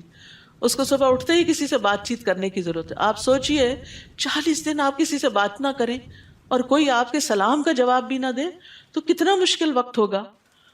یعنی آپ دیکھیں، ہمیں تھکاوٹ ہوتی ہے، تنگی ہوتی ہے، تکلیف ہوتی ہے، خوشی ہوتی ہے، ہم ہر چیز ایکسپریس کرتے ہیں، اپنے پیاروں کو بتاتے ہیں آج یہ ہو گیا، آج وہ، اس سے ہمارا کتھارسس ہو جاتا ہے. لیکن جب کوئی سننے والا ہی نہ ہو تو غم کے پہاڑ ٹوٹ پڑے ان پر. اور انہیں یقین تھا کہ اللہ کے سوا ان کے لیے کوئی جائے پناہ نہیں. اگر جھوٹ بولیں گے تو کوئی اور انہیں پناہ نہیں دے گا. سچ میں ہی فائدہ ہے اگرچہ وقتی طور پر مشکل ہے. پھر اللہ نے ان پر مہربانی کی تاکہ وہ توبہ کریں. اللہ تعالیٰ یقیناً توبہ قبول کرنے والا، رحم کرنے والا ہے. یا ایھا الذین آمنوا اتقوا اللہ وکونوا مع الصادقین، اے ایمان والو اللہ سے ڈرتے رہو اور سچے لوگوں کا ساتھ دو، منافقین کا نہیں، جھوٹے لوگوں کا نہیں. تعاونوا علی البر والتقوی ولا تعاونوا علی الاثم والعدوان. اہل مدینہ کے لیے اور ان دیہاتیوں کے لیے جو ان کے گرد و نواح میں بستے ہیں یہ مناسب نہیں کہ وہ جہاد میں رسول اللہ صلی اللہ علیہ وسلم سے پیچھے رہ جائیں. یعنی آپ کو تو مشکل وقت میں بھیج دیں کہ وہ دشمنوں سے لڑیں اور خود آرام کریں، اور اپنی جانوں کو آپ کی جان سے عزیز تر سمجھیں. یہ اس لیے کہ مجاہدین اللہ کی راہ میں پیاس، تھکان، بھوک کی جو مصیبت بھی جھیلتے ہیں، یا کوئی ایسا مقام طے کرتے ہیں جو کافروں کو ناگوار ہو، یا دشمن سے وہ کوئی کامیابی حاصل کرتے ہیں، تو ان کے لیے نیک عمل لکھ دیا جاتا ہے. جب انسان اللہ کے راستے میں ہوتا ہے نا تو ہر چھوٹی بڑی چیز پر اجر لکھا جا رہا ہوتا ہے. یعنی انسان اگر وضو کر کے مسجد میں جا بیٹھتا ہے تو جب تک وہ نماز کا انتظار کرتا ہے وہ نمازی کی حالت میں گنا جاتا ہے. تو جب آپ کسی نیک کام کی نیت کر لیتے ہیں تو اجر شروع ہو جاتا ہے. فی سبیل اللہ نکلتے ہیں علم حاصل کرنے کے لیے، یا پھر آپ حج اور عمرے کے لیے نکلتے ہیں، آپ گھر سے نکل پڑتے ہیں، سارا راستہ آپ کے لیے وہ نیکی لکھی جاتی ہے ایک ایک قدم پر. اللہ تعالیٰ یقیناً اچھے کام کرنے والوں کے اجر کو ضائع نہیں کرتا. لیکن یاد رکھیے نیک اعمال کا اجر تھکاوٹ کے مطابق ہے. جتنا کسی کام میں آپ اپنے آپ کو زیادہ تھکاتے ہیں، محنت کرتے ہیں، اس کا اجر اتنا ہی زیادہ ہو جاتا ہے. بعض اوقات آپ کی بہت بڑی ایفرٹ ہوتی ہے اور آؤٹ پٹ چھوٹا سا ہوتا ہے، تو اللہ تعالیٰ یہ نہیں دیکھتا کہ آپ کا آؤٹ پٹ کتنا ہے، وہ یہ دیکھتا ہے اس کے پیچھے ایفرٹ کتنی بڑی ہے. اسی طرح ایسے لوگ جب ریٹائر بھی ہوتے ہیں تو ان کو پینشن ملتی رہتی ہے. یعنی اگر وہ بیمار ہو جائیں یا سفر پر ہوں تو بھی ان کے نامہ اعمال میں وہ سارے اعمال ویسے ہی لکھ دیے جاتے ہیں جو وہ صحت کی حالت میں مستقل طور پر کرتے رہے ہوں. اور نیک عمل کی تو نیت پر بھی اجر مل جاتا ہے. نبی صلی اللہ علیہ وسلم نے فرمایا جو اپنے بستر پر آئے اور اس کی نیت یہ ہو کہ رات کو اٹھ کر نماز پڑھوں گا، تہجد پڑھوں گا، پھر اس پہ نیند کا ایسا غلبہ ہوا کہ سوتے سوتے صبح ہو گئی، تو اس کو جس عمل کی یعنی تہجد کی اس نیت نے سلا دیا اس کا بھی ثواب ملے گا. وہ نیند بھی اس کے لیے ثواب کا باعث بن گئی. تہجد لکھے گئے اور اس کی نیند اس کے رب کی جانب سے اس پر صدقہ ہے. یعنی اللہ تعالیٰ اس پر بھی راضی ہے اور اس کو ایک طرح سے سکون دے دیا. ضرورت ہوگی انسان کی، بعض اوقات ایسا ہوتا ہے نا انسان بہت تھکا ہوتا ہے، اس کے باوجود اس کا شوق ہوتا ہے کہ میں کچھ کر لوں، لیکن عین کام کرتے وقت آپ کو اونگ آ جاتی. آپ بڑے شوق سے مسجد آتے ہیں خطبہ سنتے سنتے بیچ میں غائب ہو جاتے ہیں، تو وہ وقت بھی ثواب کا لکھا جاتا ہے کیونکہ آپ کی نیت کاؤنٹ ہو رہی ہے. ولا ينفقون نفقة صغيرة ولا كبيرة، نیز یہ مجاہدین جو بھی تھوڑا یا زیادہ خرچ کرتے ہیں یا کوئی وعدی طے کرتے ہیں تو یہ چیزیں ان کے حق میں لکھ دی جاتی تاکہ اللہ انہیں ان کے اعمال کا بہتر صلہ عطا کرے جو وہ کرتے رہے، یعنی چھوٹی بڑی ہر نیکی ان کی قبول ہو جاتی ہے۔ وما كان المؤمنون لينفروا كافة، مومنوں کے لیے یہ ممکن نہیں کہ وہ سب کے سب ہی نکل کھڑے ہوں۔ غزوہ تبوک میں تو سب کو نکلنے کا حکم تھا نا، کیونکہ بہت مشکل وقت تھا، لیکن یہ حکم ہمیشہ کے لیے باقی نہیں رہا کہ میدان جنگ میں سب کو نہیں نکلنا۔ پھر اور کیا کرنا ہے اگر جہاد فی سبیل اللہ قتال ہی نہیں، کچھ اور کیا ہے؟ پھر علم کا راستہ فی سبیل اللہ ہے۔ پھر ایسا کیوں نہ ہوا کہ ہر فرقے میں سے، یعنی ہر خاندان، ہر برادری، ہر علاقے، ہر شہر، گاؤں، قصبے میں سے کچھ لوگ دین میں سمجھ پیدا کرنے کے لیے نکلتے، یعنی ایک ہے فزیکلی اسلام کی سرحدوں کا دفاع اور دوسرا ہے انٹلیکچولی اسلام کا دفاع، اور وہ ہوتا ہے علم حاصل کر کے۔ یعنی سب کو جنگ میں جانے کی ضرورت نہیں، چاہیے یہ کہ کچھ لوگ دین کی سمجھ حاصل کرنے کے لیے نکلیں تاکہ جب وہ ان کی طرف واپس جائیں تو اپنے لوگوں کو برے انجام سے ڈرائیں۔ یعنی ہر علاقے سے کچھ نہ کچھ لوگ مخصوص ہونے چاہیے جو علم میں زیادہ ایکسپرٹیز حاصل کریں اور باقی جو کمیونٹی ہے پھر اس کو سکھائیں۔ اس طرح شاید وہ برے کاموں سے بچتے رہیں، کیونکہ ہر سوسائٹی کے اندر علماء ہونے چاہیے تاکہ وہ لوگوں کو امر بالمعروف اور نہی عن المنکر کرتے رہیں۔ اور ویسے بھی ہمارے دین میں عالم کو عابد پر بہت بڑی فضیلت حاصل ہے۔ رسول اللہ صلی اللہ علیہ وسلم کے سامنے دو آدمیوں کا تذکرہ کیا گیا، ان میں سے ایک عابد تھا، دوسرا عالم۔ تو آپ نے فرمایا عالم کی عابد پر اس طرح فضیلت ہے جیسے میری تمہارے ادنا ترین آدمی پر۔ سبحان اللہ، یعنی کتنا بڑا گیپ ہے ایک عام مسلمان اور پروفٹ محمد صلی اللہ علیہ وسلم میں۔ ابو عمار حسین بن حریث کہتے ہیں میں نے فضیل بن ایاس کو کہتے ہوئے سنا کہ ایسا عالم جو عمل کرنے والا ہے، علم سکھاتا ہے، وہ آسمان کی بادشاہت میں بڑا آدمی پکارا جاتا ہے۔ جیسے دنیا میں بڑے بڑے آدمی ہوتے ہیں نا، تو ایسے ہی وہ علم سکھانے والا جو عمل بھی کرے وہ آسمانوں میں بہت بڑا شمار ہوتا ہے۔ تو آپ خود سوچئے کہ ایک وہ سٹیٹس ہے جو دنیا میں انسان کو ملے اور ایک وہ ہے جو آخرت میں ملے، لیکن وہ عمل کے ساتھ ملتا ہے اور آسمانوں پر ملے۔ زمین کے مقابلے میں آسمان تو آسمان ہی ہے، اور آسمانوں پر جو مخلوق ہے وہ زمین والوں سے افضل ہے۔ تو انسان کو ہمیشہ بڑے درجوں کی تمنا رکھنی چاہیے، علم کے لیے وقت ضرور نکالنا چاہیے اور اس میں ہر روز اضافہ ہونا چاہیے۔ نبی صلی اللہ علیہ وسلم کو جس چیز کی دعا سکھائی گئی وہ مال و دولت کے حصول کی نہیں تھی، رب زدنی علما تھی، کہ اللہ میرا علم زیادہ کر دے۔ اور پھر علم کے ساتھ ساتھ عمل میں بھی آگے بڑھے انسان، تب علم کا فائدہ ہوتا ہے۔ یاد رکھیے علم سکھانے والے کے لیے ساری مخلوقات دعائیں کرتی ہیں۔ رسول اللہ صلی اللہ علیہ وسلم نے فرمایا یقیناً اللہ، فرشتے اور تمام اہل زمین و آسمان، یہاں تک کہ چونٹی اپنے سوراخ میں، مچھلیاں بھی اس شخص کے لیے دعائے خیر کرتی ہیں۔ اللہ کی رحمت نازل ہوتی ہے جو لوگوں کو بھلائی کی باتیں سکھاتا ہے۔ تو اس لیے ہر شخص کا یہ فرض ہے کہ جو خیر کی بات اس کو پتا وہ آگے ضرور شیئر کرے۔ جیسے ہمیں دنیا بھر کی خبریں پتا ہوتی ہیں نا، اور خاندان کی خبریں کچھ بزرگ خواتین کو پتا ہوتی ہیں کون کیا کر رہا ہے، سارا دن فون لے کے ادھر ادھر کی خبریں معلوم کر کے پھر شیئر کرتے، تو اس سے بہتر ہے کہ علم حاصل کر کے پھر اپنے گھر والوں کے ساتھ شیئر کیا جائے۔ بلغوا انی ولو آیا، مجھ سے آگے پہنچاؤ، کا ایک آیت ہی کیوں نہ ہو۔ ضروری نہیں کہ 2 گھنٹے کا لیکچر ہو، ایک بات بھی اچھی جو آپ کسی سے شیئر کر لیں گے وہ آپ کے لیے خیر اور بھلائی کا باعث بنے گی۔ رسول اللہ صلی اللہ علیہ وسلم نے فرمایا وہ شخص جو علم حاصل کرے پھر اسے بیان نہ کرے، یعنی کسی کو نہ بتائے، اس کی مثال اس شخص کی ہے جو خزانہ جمع کرتا رہے پھر اس میں سے خرچ کچھ نہ کرے، بہت بخیل ہے انسان۔ پھر فرمایا یا ایھا الذین آمنوا، اے ایمان والو، ان کافروں سے جنگ کرو جن کا علاقہ تمہارے ساتھ ملتا ہے، اور ان کے ساتھ تمہیں سختی سے پیش آنا چاہیے، اور یہ جان لو کہ اللہ پرہیزگاروں کے ساتھ ہے۔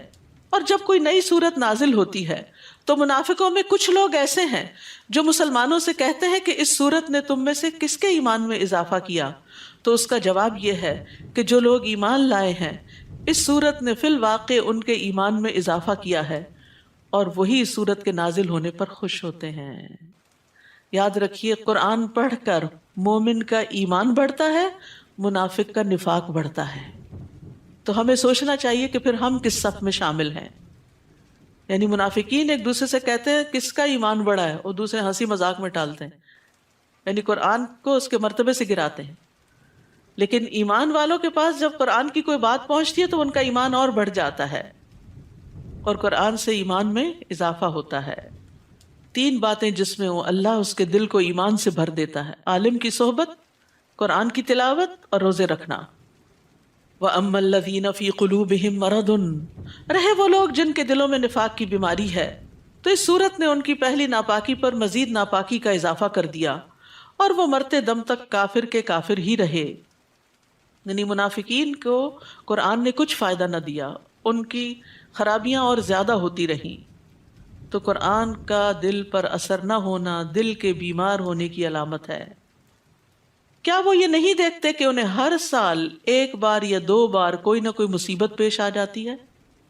یعنی اللہ تعالیٰ ان پہ آزمائشیں بھیجتے کہ شاید ہوش میں آ جائیں، پھر بھی یہ لوگ نہ توبہ کرتے ہیں اور نہ نصیحت قبول کرتے ہیں۔ اور جب کوئی صورت نازل ہوتی ہے تو یہ منافق آنکھوں ہی آنکھوں میں ایک دوسرے کی طرف اشارہ کر کے پوچھتے ہیں، کیا تمہیں کوئی مسلمان تو نہیں دیکھ رہا؟ پھر وہاں سے واپس چلے جاتے ہیں۔ یعنی جب آنکھ اوجل ہوتی ہے تو چپکے سے مجلس سے نکل جاتے ہیں۔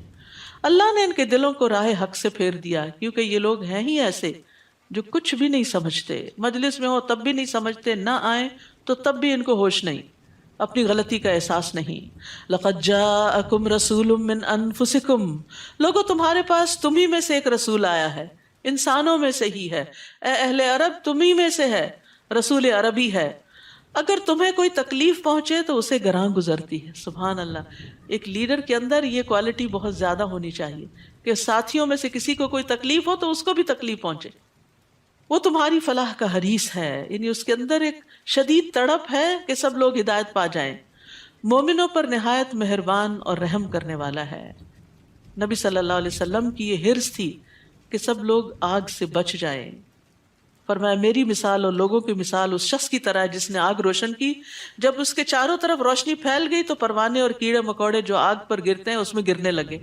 وہ آدمی ان کو آگ سے دور کرتا ہے لیکن وہ اس کے قابو میں نہیں آتے بلکہ آگ میں گرتے رہتے ہیں۔ اسی طرح میں تمہاری کمروں سے پکڑ کر تمہیں آگ سے دور کرتا ہوں اور تم ہو کہ اس میں گرتے جا رہے ہیں۔ آپ صلی اللہ علیہ وسلم نے امت کی خاطر اپنے آرام کو ترک کر دیا تھا، آپ ان کی تکلیف کا خیال رکھتے تھے۔ رسول اللہ صلی اللہ علیہ وسلم نے فرمایا میں نماز شروع کرتا ہوں اور میرا ارادہ لمبی نماز پڑھانے کا ہوتا ہے، لیکن میں بچے کے رونے کی آواز سنتا ہوں تو میں اس کی والدہ کی تکلیف کی شدت کی وجہ سے نماز چھوٹی کر دیتا ہوں کہ اس کی ماں کو تکلیف نہ ہو۔ کیا ہم بھی دوسروں کے لیے اتنے کیئرنگ ہیں کسی کو تکلیف نہ پہنچے؟ تو ہر وہ شخص جو لیڈرشپ کے مقام پر ہے اس کو لازماً اس بات کا خیال رکھنا چاہیے کہ اس کے ساتھی کس حال میں ہیں، کسی تکلیف میں تو نہیں۔ آپ امت کے لیے روتے تھے، ان کے لیے دعائیں کرتے تھے۔ فَإِن تَوَلَّوْا، پھر اگر لوگ اعراض برتے ہیں تو ان سے کہہ دیجئے فَقُلْ حَسْبِيَ اللَّهُ لَا إِلَٰهَ إِلَّا هُوَ عَلَيْهِ تَوَكَّلْتُ وَهُوَ رَبُّ الْعَرْشِ الْعَظِيمِ، کہ مجھے میرا اللہ کافی ہے جس کے سوا کوئی الہ نہیں، میں اسی پر بھروسہ کرتا ہوں اور وہ عرش عظیم کا مالک ہے۔ تو یہ کلمہ بڑا اہم کلمہ ہے، پریشانیوں میں کفایت کرنے والا ہے۔ سنن نبی داؤد کی روایت میں آتا ہے جس نے صبح و شام 7 بار یہ پڑھا اللہ اس کی پریشانیوں میں اس کی کفایت کرے گا۔ اور اگر کوئی آپ پر الزام لگائے یا تکلیف دے جس کا آپ کے پاس جواب نہ ہو تو بھی حسبی اللہ و نعم الوکیل پڑھے۔ سورۃ یونس، سورۃ یونس مکی سورت ہے۔ سورۃ یونس اللہ سبحانہ وتعالیٰ کی توحید بیان کرتی ہے جو کہ مکی صورتوں کا خاصہ ہے، اور اس میں بے شمار دلائل دیے گئے ہیں، عقلی بھی اور نقلی بھی۔ سورۃ یونس کی ابتدا نبی صلی اللہ علیہ وسلم کی طرف وحی آنے کے بارے میں ہوئی۔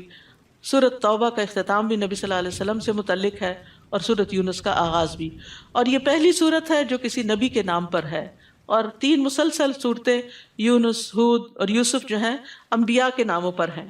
اگرچہ اس میں یونس علیہ السلام کا ذکر بہت مختصر ہے لیکن باقی تمام واقعات کے مقابلے میں بڑی اہمیت رکھتا ہے۔ بسم اللہ الرحمن الرحیم، الف لام را تلک آیات الکتاب الحکیم۔ الف لام را، یہ حکمت والی کتاب کی آیات ہیں۔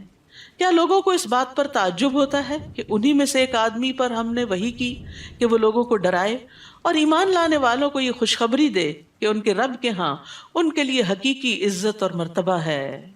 سبحان اللہ، یہ خوشخبری ہے ایمان والوں کو کہ ان کا مرتبہ اور مقام ان کے رب کے پاس عزت والا ہے۔ اس دعوت پر کافروں نے کہہ دیا یہ تو صاف جادوگر ہے. ان ربکم اللہ الذی خلق السماوات والارض. اب رب کی پہچان کرائی جا رہی ہے کہ کون ہے رب، کس کو ماننا ہے، کس کو پوجنا ہے. تمہارا رب یقیناً وہ اللہ ہے جس نے آسمانوں اور زمین کو 6 دنوں میں پیدا کیا، پھر عرش پر قرار پکڑا. وہی کائنات کا انتظام چلاتا ہے، کوئی اس کے ہاں سفارش نہیں کر سکتا الا یہ کہ پہلے اس کی اجازت حاصل ہو. یعنی سارے اختیارات کا مالک اللہ ہے، ان صفات کا مالک ہے تمہارا رب، لہٰذا اسی کی عبادت کرو. کیا تم غور نہیں کرتے کہ ساری کائنات اسی کی اطاعت میں ہے، اسی کے چلانے سے چل رہی ہے، تو تمہیں بھی اسی کی طرف اپنا رخ کرنا چاہیے. الیہ مرجعکم جمیعا. اسی کی طرف تم سب کو لوٹ کر جانا ہے. آئے بھی وہیں سے ہیں، جانا بھی وہی ہے. تو جتنے دن یہاں ہیں یہ بھی اسی کی یاد میں گزرے تو اچھا ہے، تبھی کامیابی ہوگی. تمہیں اسی کی طرف لوٹ کر جانا ہے، یہ اللہ کا پکا وعدہ ہے. وہی خلقت کی ابتدا کرتا ہے، وہی دوبارہ پیدا کرے گا، تاکہ ان لوگوں کو انصاف کے ساتھ بدلہ دے جو ایمان لائے اور جو نیک عمل کرتے رہے. اللہ نے آخرت کا دن کیوں رکھا ہے؟ اعمال کا بدلہ دینے کے لیے، کیونکہ دنیا میں یہ پاسبل نہیں. ایک بندہ 1000 لوگوں سے نیکی کرتا ہے تو 1000 لوگ تو اس کو فائدہ نہیں پہنچا سکتے، یا پہنچائیں بھی تو وہ کتنا سنبھالے گا.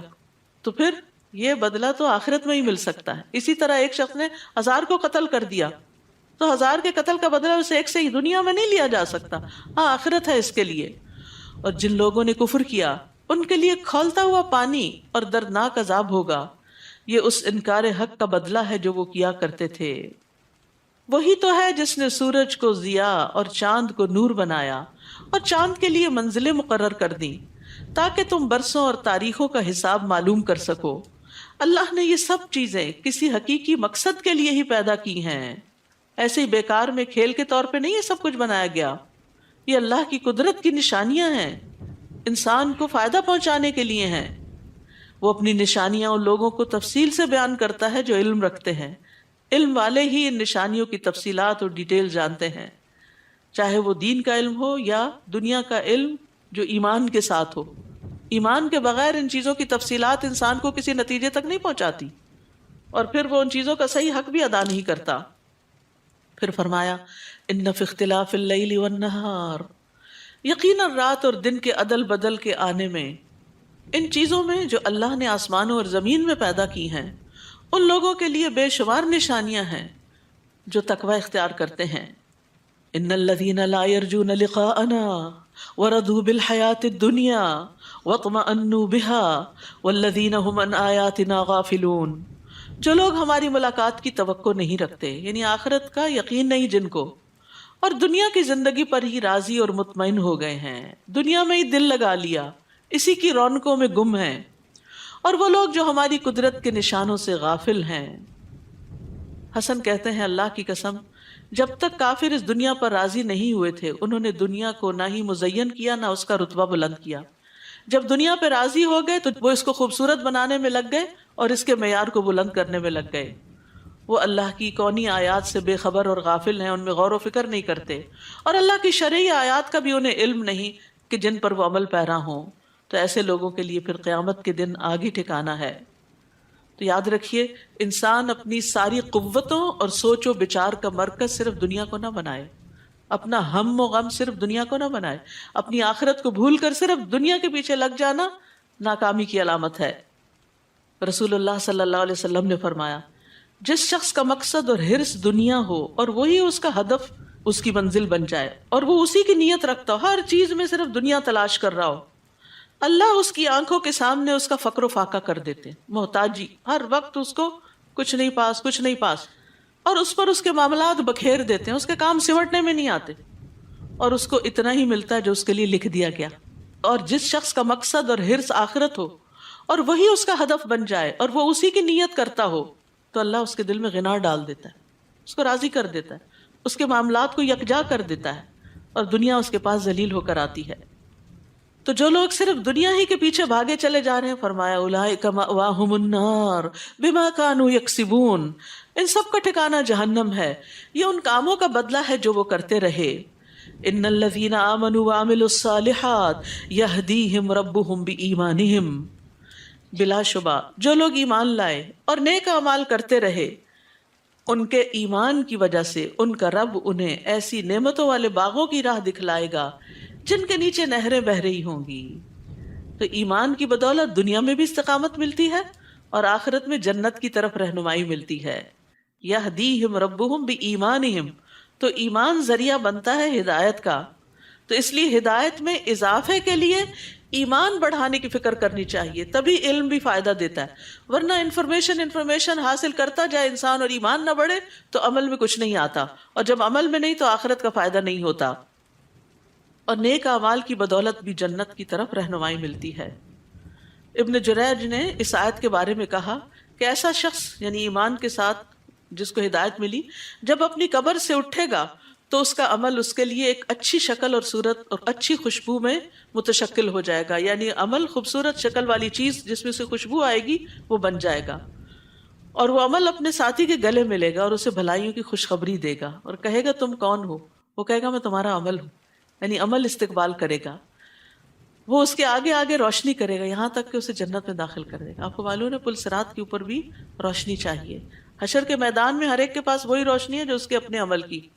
تو جتنا چاہے کوئی اس روشنی کو اپنے عمل کے ذریعے بڑھا لے. اور کافر کے لیے اس کا عمل بری شکل، بری صورت اور بدبودار صورت میں متشکل ہوگا. وہ اپنے مالک سے چمٹ جائے گا، چمٹا رہے گا یہاں تک کہ اسے جہنم میں گرا دے. تو قبر میں جاتے ہی انسان کے نیک اعمال اس کے ساتھ ہوتے ہیں. رسول اللہ صلی اللہ علیہ وسلم نے فرمایا مومن کی مثال اور موت کی مثال اس شخص کی طرح ہے جس کے 3 دوست ہوں. ان میں سے ایک مال ہو، وہ کہے کہ اپنی چاہت کے مطابق لے لے. دوسرا کہے میں تیرے ساتھ ہوں، جب تو مر جائے گا تو الگ ہو جاؤں گا. تیسرا کہے میں تیرے ساتھ ہوں، ساتھ ہی جاؤں گا، ساتھ ہی نکلوں گا. پہلا دوست مال ہے جو صرف دنیا تک کام آتا ہے، دوسرا اولاد جو قبر تک ساتھ جاتی ہے، اور تیسرا عمل جو قبر میں ساتھ اترتا ہے اور پھر آخرت میں بھی ساتھ اٹھے گا. لیکن ہم مال اور اولاد کو زیادہ امپورٹنس دیتے ہیں اور عمل کی طرف سے کوتاہی کر جاتے ہیں. نیک اعمال روشن چہرے کی صورت میں قبر کی تنہائی دور کریں گے. روایت میں آتا ہے اس کے پاس ایک ایسا آدمی آتا ہے یعنی نیک اعمال کی شکل میں جس کا چہرہ انتہائی خوبصورت، کپڑے انتہائی خوبصورت اور اس سے بڑی اچھی خوشبو آتی ہے. وہ کہتا ہے تو خوشخبری پا اس چیز کی جو تجھے خوش کر دے، یعنی اللہ کی رضا کی، جنت کی. یہ تیرا وہ دن ہے جس کا تجھ سے وعدہ کیا جاتا تھا. تو وہ فوت شدہ آدمی اس سے کہتا ہے بشرک اللہ بخیر، اللہ تجھے بھی خیر کی بشارت دے. تو کون ہے؟ تیرا چہرہ کیا ہی مبارک ہے جو خیر لایا ہے. وہ کہتا ہے میں تیرا نیک عمل ہوں. اللہ کی قسم جو کچھ میں جانتا ہوں وہ یہ کہ تو اللہ کی اطاعت میں بڑی جلدی کرتا تھا اور اللہ کی نافرمانی میں سست تھا. فجزاک اللہ خیرا. یاد رکھیے نیک عمل آج ہمیں بھاری لگتے ہیں. قرآن کی مجلس میں حاضر ہونا، سیکھنا، نیکی کے کام، پھر اس میں سے جو عمل کے نقطے آئے ان پر عمل کرنا، یہ نفس میں بھاری ہوتے ہیں، مصروفیات میں ڈیزالو ہو جاتے ہیں، پھر یاد نہیں رہتا. لیکن یہی تو کام آنے والا ہے، اس کی فکر کرنے کی ضرورت ہے. ہم بس دنیا میں مشغول، نمازوں میں جھٹ سے 4 سجدے کر کے آگے جیسے بوجھ اتارا، حالانکہ اس نے ساتھ جانا ہے. یہ کام یہی دھرے کے دھرے رہ جائیں گے. دعواہم فیہا سبحانک اللہم وتحیتہم فیہا سلام وآخر دعواہم ان الحمد للہ رب العالمین. وہاں ان کی پکار یہ ہوگی اے اللہ تو پاک ہے، اور ان کی آپس میں دعا ہوگی تم پر سلامتی ہو، اور ان کا خاتمہ کلام یہ ہوگا کہ سب کی سب تعریف اللہ کے لیے ہے جو تمام جہانوں کا رب ہے. اور اگر اللہ بھی لوگوں کو برائی پہنچانے میں ایسی ہی جلدی کرتا ہے جیسے وہ بھلائی کو جلد از جلد چاہتے ہیں تو اب تک ان کی مدت پوری ہو چکی ہوتی، مگر اللہ کا یہ دستور نہیں. لہٰذا جو لوگ ہم سے ملنے کی توقع نہیں رکھتے انہیں ہم ان کی سرکشی میں بھٹکنے کے لیے کھلا چھوڑ دیتے ہیں. وَإِذَا مَسَّ الْإِنسَانَ الضُّرُّ دَعَانَا لِجَنبِهِ أَوْ قَاعِدًا أَوْ قَائِمًا. اور جب انسان کو کوئی تکلیف پہنچتی، بیماری ہو، کوئی مالی مسئلہ ہو، اولاد کی طرف سے ہو، تو وہ ہمیں اپنے پہلو پر لیٹے اور بیٹھے اور کھڑے ہر حال میں پکارتا ہے. پھر اللہ خوب یاد آتا ہے. پھر جب ہم اس سے وہ تکلیف دور کر دیتے ہیں تو وہ ایسے گزر جاتا ہے، اللہ کو یوں بھول جاتا ہے جیسے اس تکلیف کے وقت اس نے ہمیں پکارا ہی نہ تھا. یہ بڑا بے وفائی والا معاملہ ہوتا ہے، مطلبی معاملہ ہے کہ اللہ کو صرف اس وقت یاد کیا جائے جب کوئی پریشانی ہو، اور جو پریشانی چلی جائے تو غفلت میں پڑ جائے انسان. نہیں، خوشحالی میں، تنگی میں، ہر حال میں اللہ کو یاد رکھنا ہے. ایسے حد سے بڑے ہوئے لوگوں کو وہی کام اچھے معلوم ہونے لگتے ہیں جو وہ کرتے ہیں. تو یہاں بنیادی طور پر خوشحالی میں دعائیں نہ مانگنے والوں کی مذمت کی جا رہی. یاد رکھیے جو خوشحالی میں اللہ کو یاد رکھتا ہے مشکل میں اللہ اس کو یاد رکھتا ہے. نبی صلی اللہ علیہ وسلم نے فرمایا تھا تم خوشحالی میں اسے یاد رکھو تو وہ تکلیف کے وقت تمہیں یاد رکھے گا. ہم تم سے پہلے کی بہت سی قوموں کو ہلاک کر چکے ہیں جبکہ انہوں نے ظلم کی روش اختیار کی. ان کے پاس ان کے رسول واضح دلائل لے کر آئے مگر وہ ایمان لانے والے نہ تھے. ہم مجرم لوگوں کو ایسے ہی سزا دیتے ہیں. پھر ان کے بعد ہم نے تمہیں زمین میں ان کا جانشین بنایا تاکہ ہم دیکھیں کہ تم کیسے عمل کرتے ہو. اور جب ان پر ہماری واضح آیات پڑھی جاتی ہیں جو ہم سے ملنے کی توقع نہیں رکھتے، یعنی آخرت کو نہیں مانتے، اللہ کی ملاقات کا کوئی یقین نہیں، تو کہتے ہیں اس قرآن کے سوا کوئی اور قرآن لاؤ. یہ باتیں بڑی مشکل ہیں. یا اس میں تبدیلی کر دو، یعنی قرآن کو اپنی خواہشات کے مطابق بدلنا چاہتے ہیں، اپنی عقل کے مطابق. سوچئے آپ کی عقل بڑی ہے اللہ کی.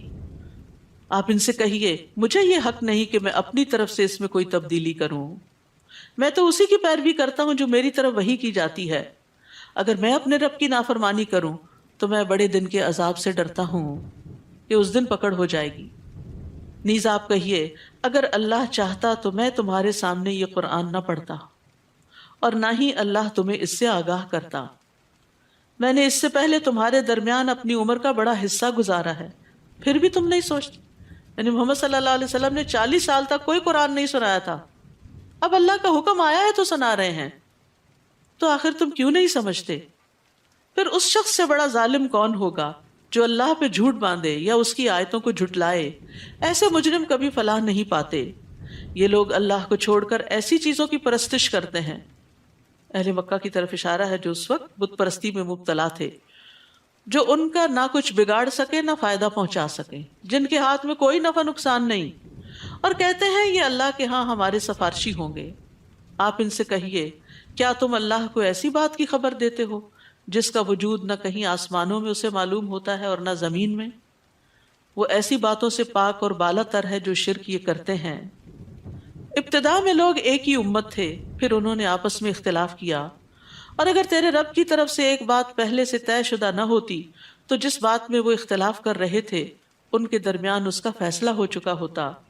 نیز کہتے ہیں کہ اس پر اس کے رب کی طرف سے کوئی معجزہ کیوں نہیں اتارا گیا. آپ ان سے کہیے غیب کے امور تو اللہ کے اختیار میں ہیں، لہٰذا تم بھی انتظار کرو اور میں بھی تمہارے ساتھ انتظار کرتا ہوں.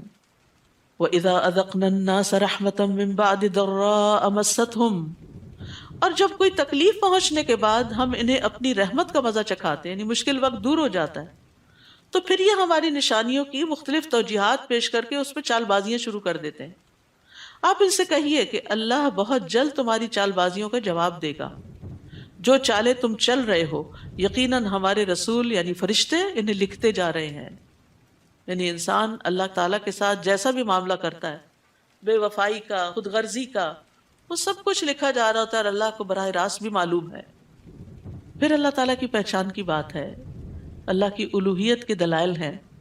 وہی تو ہے جو تمہیں خشکی اور سمندر میں سیر کراتا ہے، حتیٰ کہ جب تم کشتی میں سوار ہوتے ہو تو وہ کشتیاں باد موافق سے انہیں لے کر چلتی ہیں اور وہ اس سے خوش ہوتے ہیں کہ یکدم ان کشتیوں کو آندھی آ لیتی ہے اور ہر طرف سے موجوں کے تھپیڑے لگنے شروع ہو جاتے ہیں اور انہیں یقین ہو جاتا ہے کہ آپ گھیرے میں آ گئے، اب نہیں بچتے.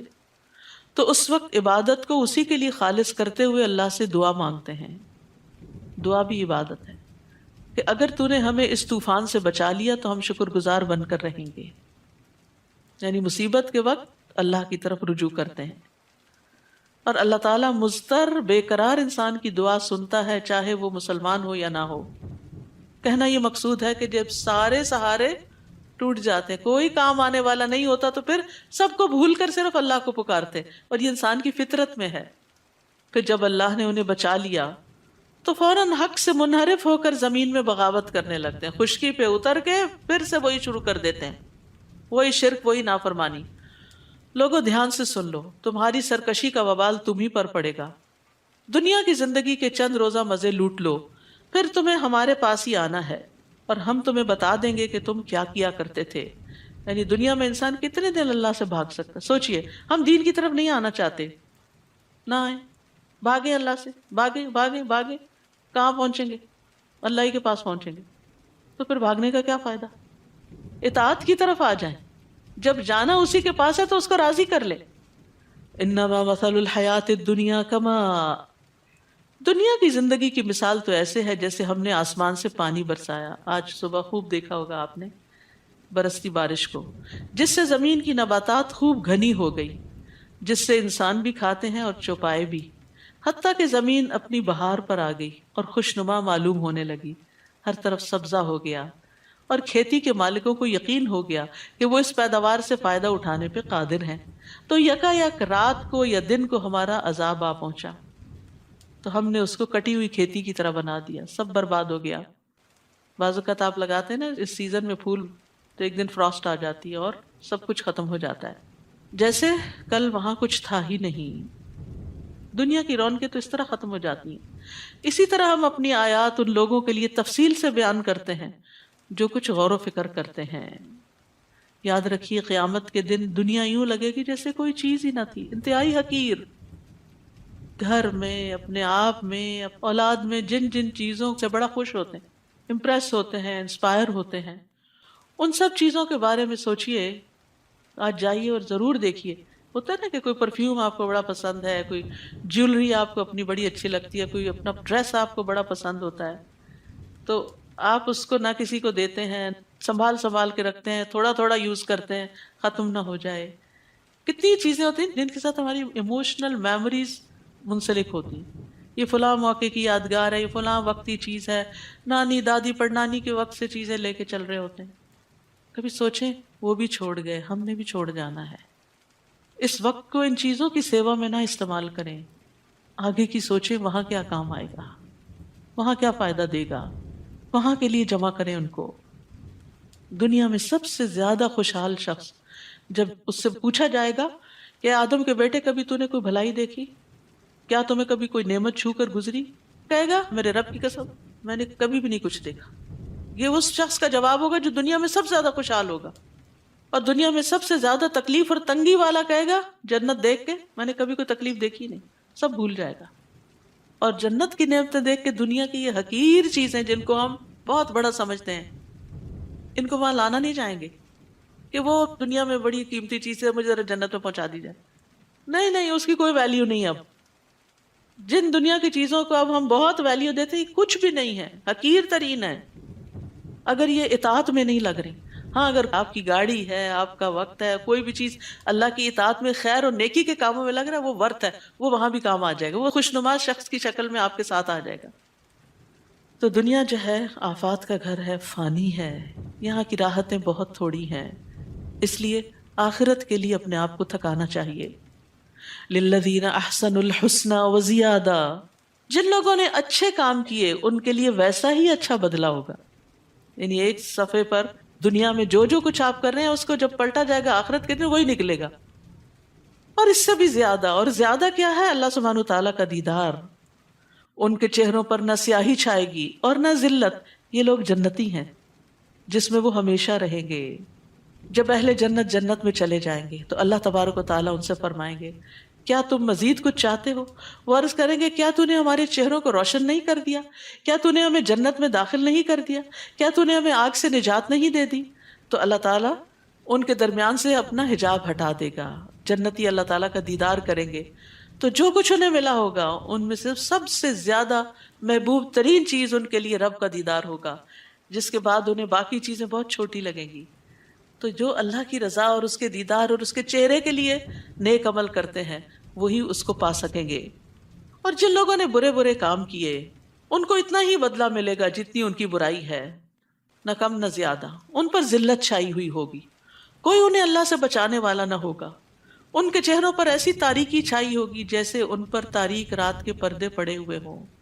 یہی لوگ دوزخی ہیں جس میں وہ ہمیشہ رہیں گے. اور جس دن ہم سب کو اکٹھا کریں گے پھر جن لوگوں نے شرک کیا تھا انہیں ہم کہیں گے کہ تم اور تمہارے شریک اپنی اپنی جگہ پر ٹھہرے رہو. پھر ہم انہیں الگ الگ کر دیں گے تو ان کے بنائے ہوئے شریک انہیں کہیں گے تم تو ہماری بندگی کرتے ہی نہیں تھے. یعنی قیامت کے دن سب بیزار ہو جائیں گے. بہت سے لوگ سورج کے پیچھے چلیں گے، کچھ چاند کے، کچھ بتوں کے، اور پھر ان کو بھی جب جہنم میں پھینکا جائے گا تو وہ ساتھ ہی چلیں گے. ہمارے اور تمہارے درمیان اللہ کی گواہی کافی ہے، اور اگر تم کرتے بھی تھے تو ہم تمہاری عبادت سے بالکل بے خبر تھے۔ معبود وہاں جا کے انکاری ہو جائیں گے۔ اس وقت ہر شخص اپنے اعمال کو جو اس نے آگے بھیجے ہوں گے جانچ لے گا، اور وہ سب اللہ کی طرف لوٹائے جائیں گے جو ان کا حقیقی مالک ہے، اور جو کچھ افترا پردازیاں وہ کرتے رہے سب انہیں بھول جائیں گے۔ قُلْ مَن يَرْزُقُكُم مِّنَ السَّمَاءِ وَالْأَرْضِ، آپ ان سے پوچھیے آسمان اور زمین سے تمہیں رزق کون دیتا ہے؟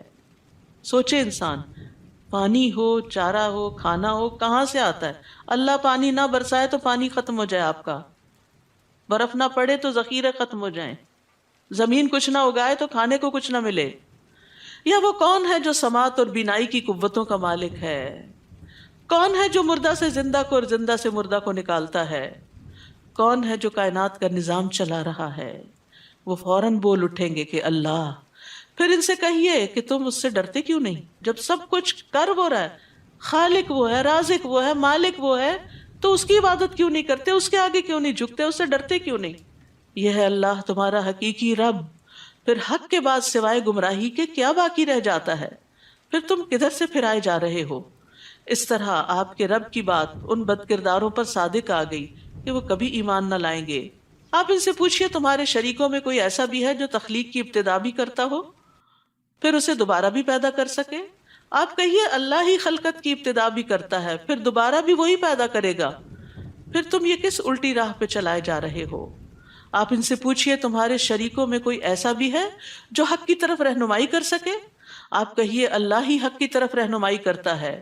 بھلا وہ جو حق کی طرف رہنمائی کرے وہ اتباع کا زیادہ حقدار ہے یا وہ جو خود بھی راہ نہیں پا سکتا الا یہ کہ اسے راہ بتائی جائے؟ پھر تمہیں کیا ہو گیا ہے؟ یہ تم کیسے فیصلے کرتے ہو؟ حقیقت یہ ہے کہ ان میں سے اکثر لوگ قیاس اور گمان کے پیچھے چل رہے ہیں، ان کے پاس دلیل کوئی نہیں، حالانکہ گمان حق کے مقابلے میں کسی کام نہیں آتا۔ بلا شبہ اللہ خوب جانتا ہے جو کچھ یہ کر رہے ہیں، یعنی دنیا میں جو لوگ بھی اللہ کا حق کا انکار کرتے ہیں وہ صرف وہم و گمان کا شکار ہیں، ان کے اپنے کچھ خود ساختہ خیالات ہیں، کوئی ٹھوس دلیل نہیں ہے ان کے پاس۔ پھر فرمایا قرآن ایسی چیز نہیں جسے اللہ کے سوا کوئی اور بنا سکے، بلکہ یہ تو اپنے سے پہلی کتابوں کی تصدیق کرتی ہے اور الکتاب کی تفصیل ہے، اس میں کوئی شک نہیں کہ رب العالمین کی طرف سے نازل شدہ ہے۔ یعنی توحید کے دلائل کے بعد قرآن کی تصدیق کی بات کی جا رہی ہے تاکہ اگر ایمان لے آئے انسان تو ہدایت کا سامان بھی ہو، ورنہ اللہ کو رب مان لینا کافی نہیں، اس کو جاننا بھی ضروری ہے کہ وہ رب ہے اور اس کی اطاعت ہے۔ کیا وہ یہ کہتے ہیں کہ اس نے قرآن خود بنا ڈالا؟ آپ ان سے کہیے اگر تم اس بات میں سچے ہو تو تم بھی ایسی ہی کوئی صورت بنا لاؤ اور اللہ کے سوا جس کو تم مدد کے لیے بلا سکو بلا لو۔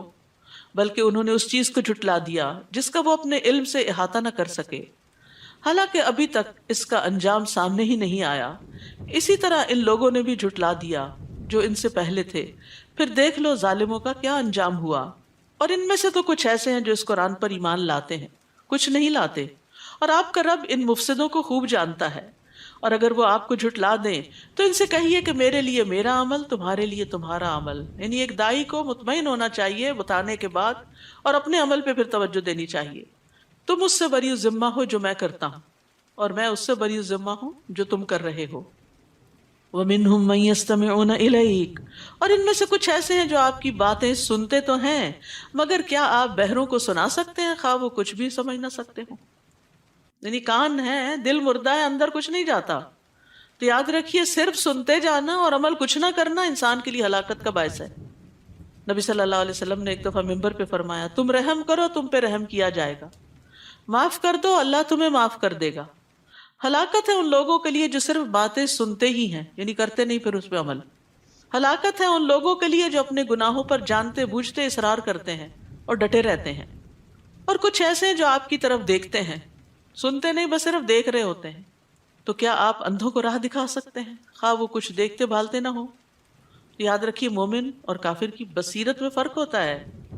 تو انسان جب تک علم سے عمل کا فائدہ نہیں اٹھاتا وہ صاحب بصیرت نہیں ہوتا۔ ان اللہ لا یظلم الناس شیئا ولکن الناس انفسهم یظلمون، اللہ تعالیٰ تو لوگوں پر کچھ بھی ظلم نہیں کرتا بلکہ لوگ خود ہی اپنے آپ پر ظلم کرتے ہیں۔ اور جس دن اللہ انہیں جمع کرے گا، کب؟ قیامت کے دن، تو وہ یوں محسوس کریں گے جیسے دنیا میں دن کی صرف ایک گھڑی رہ کے آئے ہیں. اللہ اکبر. یہ لمبی لمبی زندگیاں 60-70 سال کی وہاں کیا محسوس ہوں گی؟ ایک گھڑی، ایک سٹنگ. وہ ایک دوسرے کو پہچانتے ہوں گے، وہاں بھی پہچان لیں گے اچھا وہ فلاں ہے، یہ فلاں ہے. اور ہر کوئی اپنے حال میں ہوگا اپنے اعمال کے مطابق، کچھ خوشحال ہوں گے کچھ بدحال. جن لوگوں نے ہماری ملاقات کو ہی جھٹلا دیا یقیناً وہی خسارے میں رہے اور راہ راست پر نہ آئے. تو انسان کی خوبی اور بھلائی خیر کس میں ہے کہ وہ اللہ کے بعد، قرآن کے بعد آخرت پر بھی ایمان رکھتا ہو. جس عذاب کا ہم ان سے وعدہ کرتے ہیں اس کا کچھ حصہ خواہ آپ کے جیتے جی آپ کو دکھلا دیں یا اس سے پہلے ہی آپ کو اٹھا لیں، انہیں بہرحال ہمارے پاس ہی لوٹ کر آنا ہے. اور جو کچھ وہ کر رہے ہیں اللہ اس پر گواہ ہے.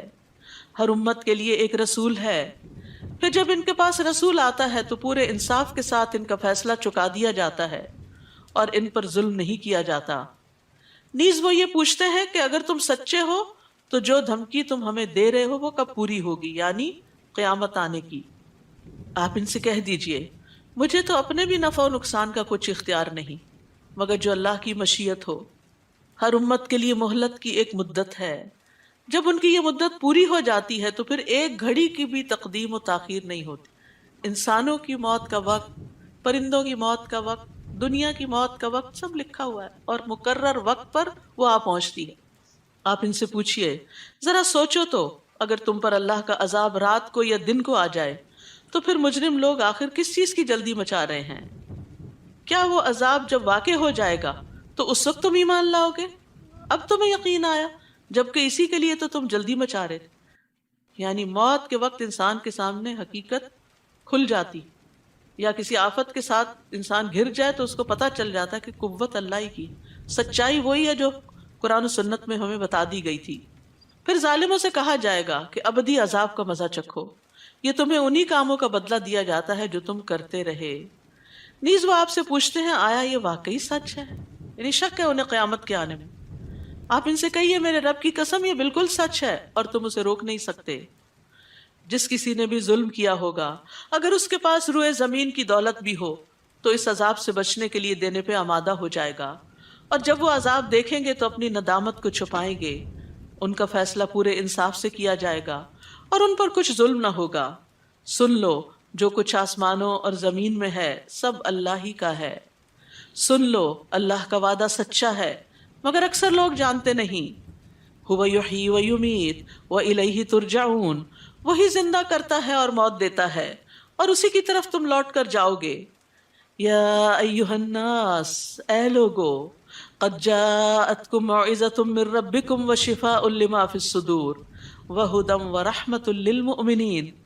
لوگو تمہارے پاس تمہارے رب کی طرف سے نصیحت آ چکی ہے، یعنی یہ قرآن پہنچ چکا ہے.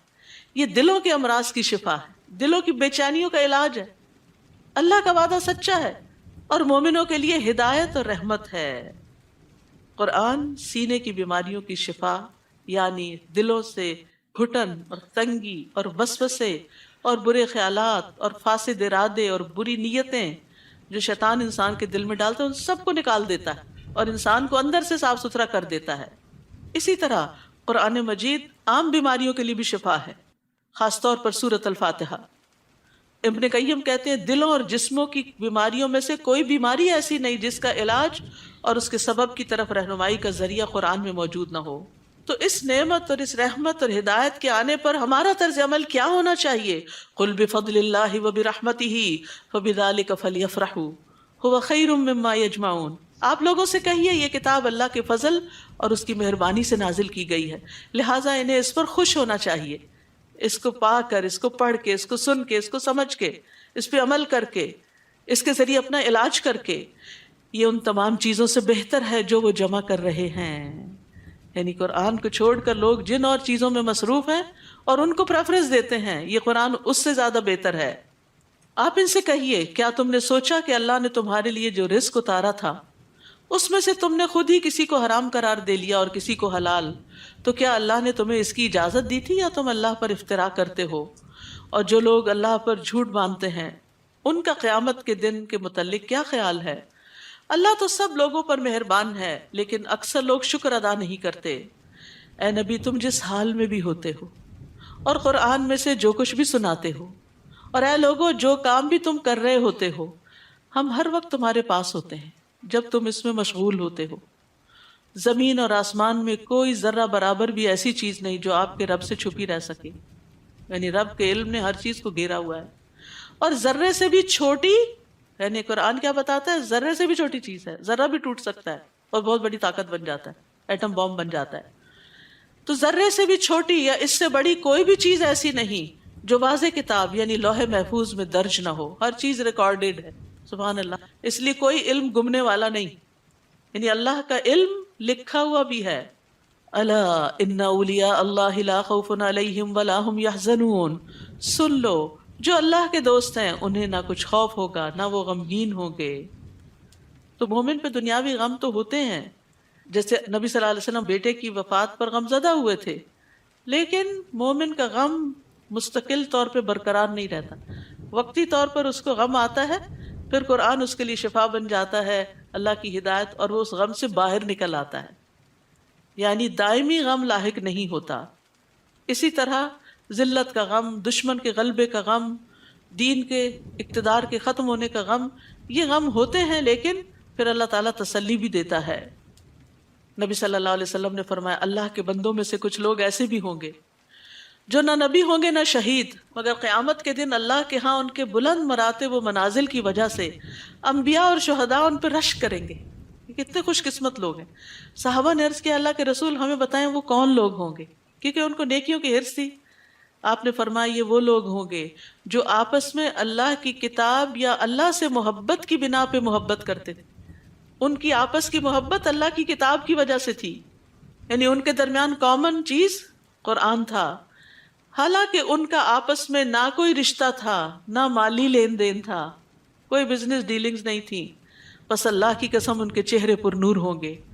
وہ لوگ پر نور ہوں گے جب لوگ خوف زدہ ہو رہے ہوں گے تو انہیں کوئی خوف نہیں ہوگا، جب لوگ غمگین اور پریشان ہو رہے ہوں گے تو انہیں کوئی غم اور پریشانی نہ ہوگی۔ پھر آپ نے اسی آیت کریمہ کی تلاوت کی، الا ان اولیاء اللہ لا خوف علیہم ولا هم یحزنون۔ تو سوچئے قرآن کس طرح انسان کو ہدایت بخشتا ہے، روشنی بخشتا ہے، دنیا اور آخرت کے غموں سے چھٹکارا عطا کرتا ہے۔ الذین آمنوا وکانوا یتقون، جو ایمان لائے اور اللہ کا تقوی اختیار کرتے ہیں، لہم البشریٰ فی الحیات الدنیا وفی الآخرہ، ان کے لیے دنیا میں بھی خوشخبری ہے اور آخرت میں بھی۔ اللہ کی باتوں میں کوئی تبدیلی نہیں ہوتی، یہ سچے وعدے ہیں، آزما کے تو دیکھیں، یہی بہت بڑی کامیابی ہے۔ ابو ذر کہتے ہیں میں نے نبی صلی اللہ علیہ وسلم سے عرض کیا، ایک آدمی خالص اللہ کے لیے کوئی کام کرتا ہے لیکن لوگ اس سے اس کے کام کی وجہ سے محبت کرنے لگتے ہیں، یعنی کوئی نیکی کا کام وہ کر رہا ہوتا ہے، لوگوں کے دلوں میں اس کی محبت آ جاتی۔ آپ نے فرمایا یہ مومن کو جلد ملنے والی خوشخبری ہے، یعنی دنیا میں اس کو دکھا دیا جاتا ہے کہ تمہارے کام کی کیا قبولیت ہے۔ اے نبی کافروں کی باتوں پر آپ غمزدہ نہ ہوں، عزت تو تمام تر اللہ ہی کے لیے ہے۔ دنیا میں اگر کوئی آپ پہ جھوٹے الزام لگائے، آپ کی غلطیاں پکڑ پکڑ کے اچھالے، تو ان باتوں پہ غم نہ کریں، کیونکہ عزت اللہ کے پاس ہے اور اللہ ہی کی ہے، وہ سب کچھ سننے والا اور جاننے والا ہے۔ سن لو جو کچھ آسمانوں اور زمین میں ہے سب اللہ ہی کے لیے ہے۔ اب جو لوگ اللہ کو چھوڑ کر دوسرے شریکوں کو پکارتے ہیں وہ کس چیز کی اتباع کرتے ہیں؟ وہ تو محض ظن کے پیچھے لگے ہوئے ہیں، یعنی جن کا اللہ پہ بھروسہ نہیں، پھر وہ صرف خیالات کی دنیا میں ہیں، محض قیاس آرائیاں کر رہے ہیں۔ وہی تو ہے جس نے تمہارے لیے رات بنائی تاکہ تم اس میں آرام کرو، اور دن کو روشن بنا دیا کہ اس میں کام کاج کر سکو۔ اس میں بھی ان لوگوں کے لیے نشانیاں ہیں جو حق بات سنتے ہیں۔ لوگوں نے کہہ دیا کہ اللہ نے کسی کو بیٹا بنا لیا ہے، وہ ایسی باتوں سے پاک ہے، اس کا کوئی بیٹا نہیں، وہ بے نیاز ہے، جو کچھ آسمانوں اور زمین میں ہے سب اسی کا ہے، تمہارے پاس اس کی کوئی دلیل نہیں، کیا تم اللہ کی نسبت وہ بات کہتے ہو جو تم جانتے نہیں؟ آپ ان سے کہیے کہ جو لوگ اللہ پر جھوٹ باندھتے ہیں وہ فلاح نہیں پا سکتے۔ تو اللہ کے بارے میں غلط بات مت کہیے، اپنے پاس سے باتیں بنا کے مت اللہ پہ چشمہ کیجیے۔ ان کے لیے جو فائدے ہیں دنیا میں ہی ہیں، یعنی من گھڑت دین پیش کر کے دنیا سے تو کچھ فائدے حاصل کر سکتے ہیں، پھر انہیں ہماری ہی طرف لوٹ کر آنا ہے، پھر ہم انہیں سخت عذاب کا مزہ چکھائیں گے کیونکہ وہ کفر کیا کرتے تھے۔ انہیں نوح علیہ السلام کا قصہ سنائیے جب انہوں نے اپنی قوم سے کہا اے میری قوم، اگر تمہیں میرا کھڑا ہونا اور اللہ کی آیات سے نصیحت کرنا ناگوار گزرتا ہے تو میں نے اللہ پہ بھروسہ کر لیا ہے۔ تم یوں کرو کہ اپنے شریکوں کو ساتھ ملا کر ایک فیصلے پہ متفق ہو جاؤ جس کا کوئی پہلو تم سے پوشیدہ نہ رہے، یعنی آپس میں خوب مشورے کر لو، پھر جو کچھ میرے ساتھ کرنا ہو کر گزرو، بالکل مجھے مہلت نہ دو۔ کیونکہ ان کو یہ کانفیڈنس تھا کہ وہ جو کہہ رہے ہیں کر رہے ہیں وہ بالکل صحیح ہے، دشمنوں کی چالیں ان کو نقصان نہیں دیں گی۔ پھر اگر تم میری نصیحت سے اعراض کرتے ہو، منہ موڑتے ہو، تو میں تم سے کوئی مزدوری تو نہیں مانگتا، اجرت تو نہیں مانگتا جو بند ہو جائے گی، تم میرا نقصان کر دو گے۔ میرا اجر تو اللہ کے ذمہ ہے، اور مجھے یہی حکم ہوا ہے کہ میں فرما بردار بن کر رہوں۔ مگر انہوں نے نوح کو جھٹلا دیا، ہم نے اسے جو اس کے ساتھ کشتی میں سوار تھے بچا لیا اور انہیں ان کا جانشین بنا دیا، اور ان لوگوں کو غرق کر دیا جنہوں نے ہماری آیات کو جھٹلایا تھا۔ تو دیکھ لو کہ جو لوگ ڈرائے گئے تھے ان کا انجام کیا ہوا۔ پھر اس کے بعد ہم نے کئی رسولوں کو ان کی قوم کی طرف بھیجا جو واضح دلائل لے کر ان کے پاس آئے، مگر وہ لوگ ایسے نہ تھے کہ جس بات کو پہلے جھٹلا چکے تھے اس پر ایمان لے آتے۔ ایسے ہی ہم زیادتی کرنے والوں کے دلوں پہ مہر لگا دیتے ہیں۔ پھر اس کے بعد ہم نے اپنے معجزے دے کر موسیٰ اور ہارون کو فرعون اور اس کے درباریوں کی طرف بھیجا، وہ اکڑ گئے اور وہ تھے ہی مجرم لوگ۔ پھر جب ان کے پاس ہماری طرف سے حق آ گیا تو کہنے لگے یہ تو صریح جادو ہے۔ موسیٰ نے ان سے کہا جب تمہارے پاس حق آ گیا ہے تو تم اسے جادو کہنے لگے ہو؟ پہلے تو معجزے مانگتے تھے، اب معجزے آ گئے تو جادو بن گیا؟ کیا یہ جادو ہے؟ حالانکہ جادوگر کبھی کامیاب نہیں ہوتے۔ وَلَا يُفْلِحُ السَّاحِرُونَ۔ وہ کہنے لگے کیا تم ہمارے پاس اس لیے آئے ہو کہ ہمیں اس طریقے سے پھیر دو جس پر ہم نے اپنے باپ دادا کو پایا، اور ملک میں تم دونوں کی بڑائی قائم ہو جائے؟ ہم تو تمہاری بات ماننے والے نہیں۔ اور فرعون کہنے لگا کہ ماہر جادوگر میرے پاس حاضر کر دو۔ پھر جب سب جادوگر آ گئے تو انہیں موسیٰ نے کہا جو کچھ تم نے پھینکنا ہے پھینکو، پھینکو اپنی رسیاں، جادو کا کرتب دکھاؤ۔ جب وہ پھینک چکے تو موسیٰ نے کہا جو کچھ تم لائے ہو وہ جادو ہے، اللہ ابھی سے مٹا دے گا، اللہ فسادیوں کے کام کو سنوارا نہیں کرتا۔ یعنی اگر کسی پر بھی جادو کا شک و شبہ ہو تو یہ آیات پڑھنا بہت فائدہ دیتا ہے۔ ما جئتم بہ السحر ان اللہ سیبطل، اور ریپیٹڈلی ان اللہ سیبطل، ان اللہ سیبطل، ان اللہ لا یصلح عمل المفسدین ویحق اللہ الحق بکلماتہ ولو کرہ المجرمون۔ اور اللہ اپنے حکم سے سچ کو سچ ہی کر دکھائے گا اگرچہ یہ بات مجرموں کو ناگوار ہو۔ چنانچہ موسیٰ پر اس کی قوم کے چند نوجوانوں کے سوا کوئی بھی ایمان نہ لایا۔ نوجوان آگے بڑھ گئے کیونکہ ینگ بلڈ جو ہوتا ہے نا وہ ڈرتا کم ہے، رسک لے لیتا ہے، آگے بڑھتا ہے۔ بڑوں کے اندر طرح طرح کے خطرات، خدشات، خوف ہوتے ہیں کہ اگر ہم نے یہ کر لیا تو معلوم نہیں کیا ہو جائے گا۔ انہیں یہ خطرہ تھا کہ کہیں فرعون اور اس کے درباری انہیں کسی مصیبت میں نہ ڈال دیں، اور فرعون تو ملک میں بڑا غلبہ رکھتا تھا اور حد سے بڑھ جانے والوں میں سے تھا۔ یاد رکھیے کہ یہ جو رامسیس II تھا یہ 1303 BC میں پیدا ہوا تھا۔ فرعون ان کے بادشاہوں کا لقب تھا، تو جس کا مقابلہ موسیٰ علیہ السلام کے ساتھ تھا یہ بہت طاقتور بادشاہ تھا۔ اس نے بے شمار تعمیرات کی، شہر بسائے، نہریں نکلوائی اور بہت بڑے بڑے کام کیے تاکہ لوگ اسے بعد میں یاد رکھیں، اور اپنے آپ کو رب اعلیٰ کہتا تھا۔ اور اتنی اس کی ہیبت اور خوف تھا لوگوں پر، یعنی اس کی اپنی قوم پر بھی اور بنی اسرائیل پر بھی، کہ انہیں ڈر لگتا تھا کہ موسیٰ علیہ السلام کے پیچھے چلیں یا ان کی کوئی بات مانیں۔ تو اسی کی طرف یہاں اشارہ ہے۔ فرعون تو ملک میں بڑا غلبہ رکھتا تھا، یعنی قرآن بھی یہ بتاتا ہے، اور وہ حد سے بڑھ جانے والوں میں سے تھا، یعنی لوگوں کو سخت سزائیں دیتا تھا جو اس کی بات نہیں مانتے تھے۔ کتنی بڑی آزمائش تھی ہمارے لیے لا الہ الا اللہ پڑھنے میں کوئی مشکل نہیں۔ ظاہر ہے اس وقت جس نے ایمان کا دعویٰ کیا پھر اس کا اجر اور مرتبہ بھی کتنا بڑا ہوگا۔ اور موسیٰ نے اپنی قوم سے کہا اگر تم اللہ پر ایمان لائے ہو اور واقعی اس کے فرما بردار ہو تو اسی پر بھروسہ کرو۔ یعنی سارے خوف اور مشکل سے نکلنے کا راستہ کیا؟ توکل۔ وہ کہنے لگے ہم نے اللہ ہی پر بھروسہ کیا۔ فقالوا علی اللہ توکلنا ربنا لا تجعلنا فتنة للقوم الظالمین۔ اے ہمارے رب ہمیں ان ظالموں کا تختہ مشق نہ بنا، یعنی ان ظالموں کے ہتھے نہ چڑھے ہم۔ تو یہاں توکل کو دعا پر مقدم کیا گیا ہے، ٹھیک ہے؟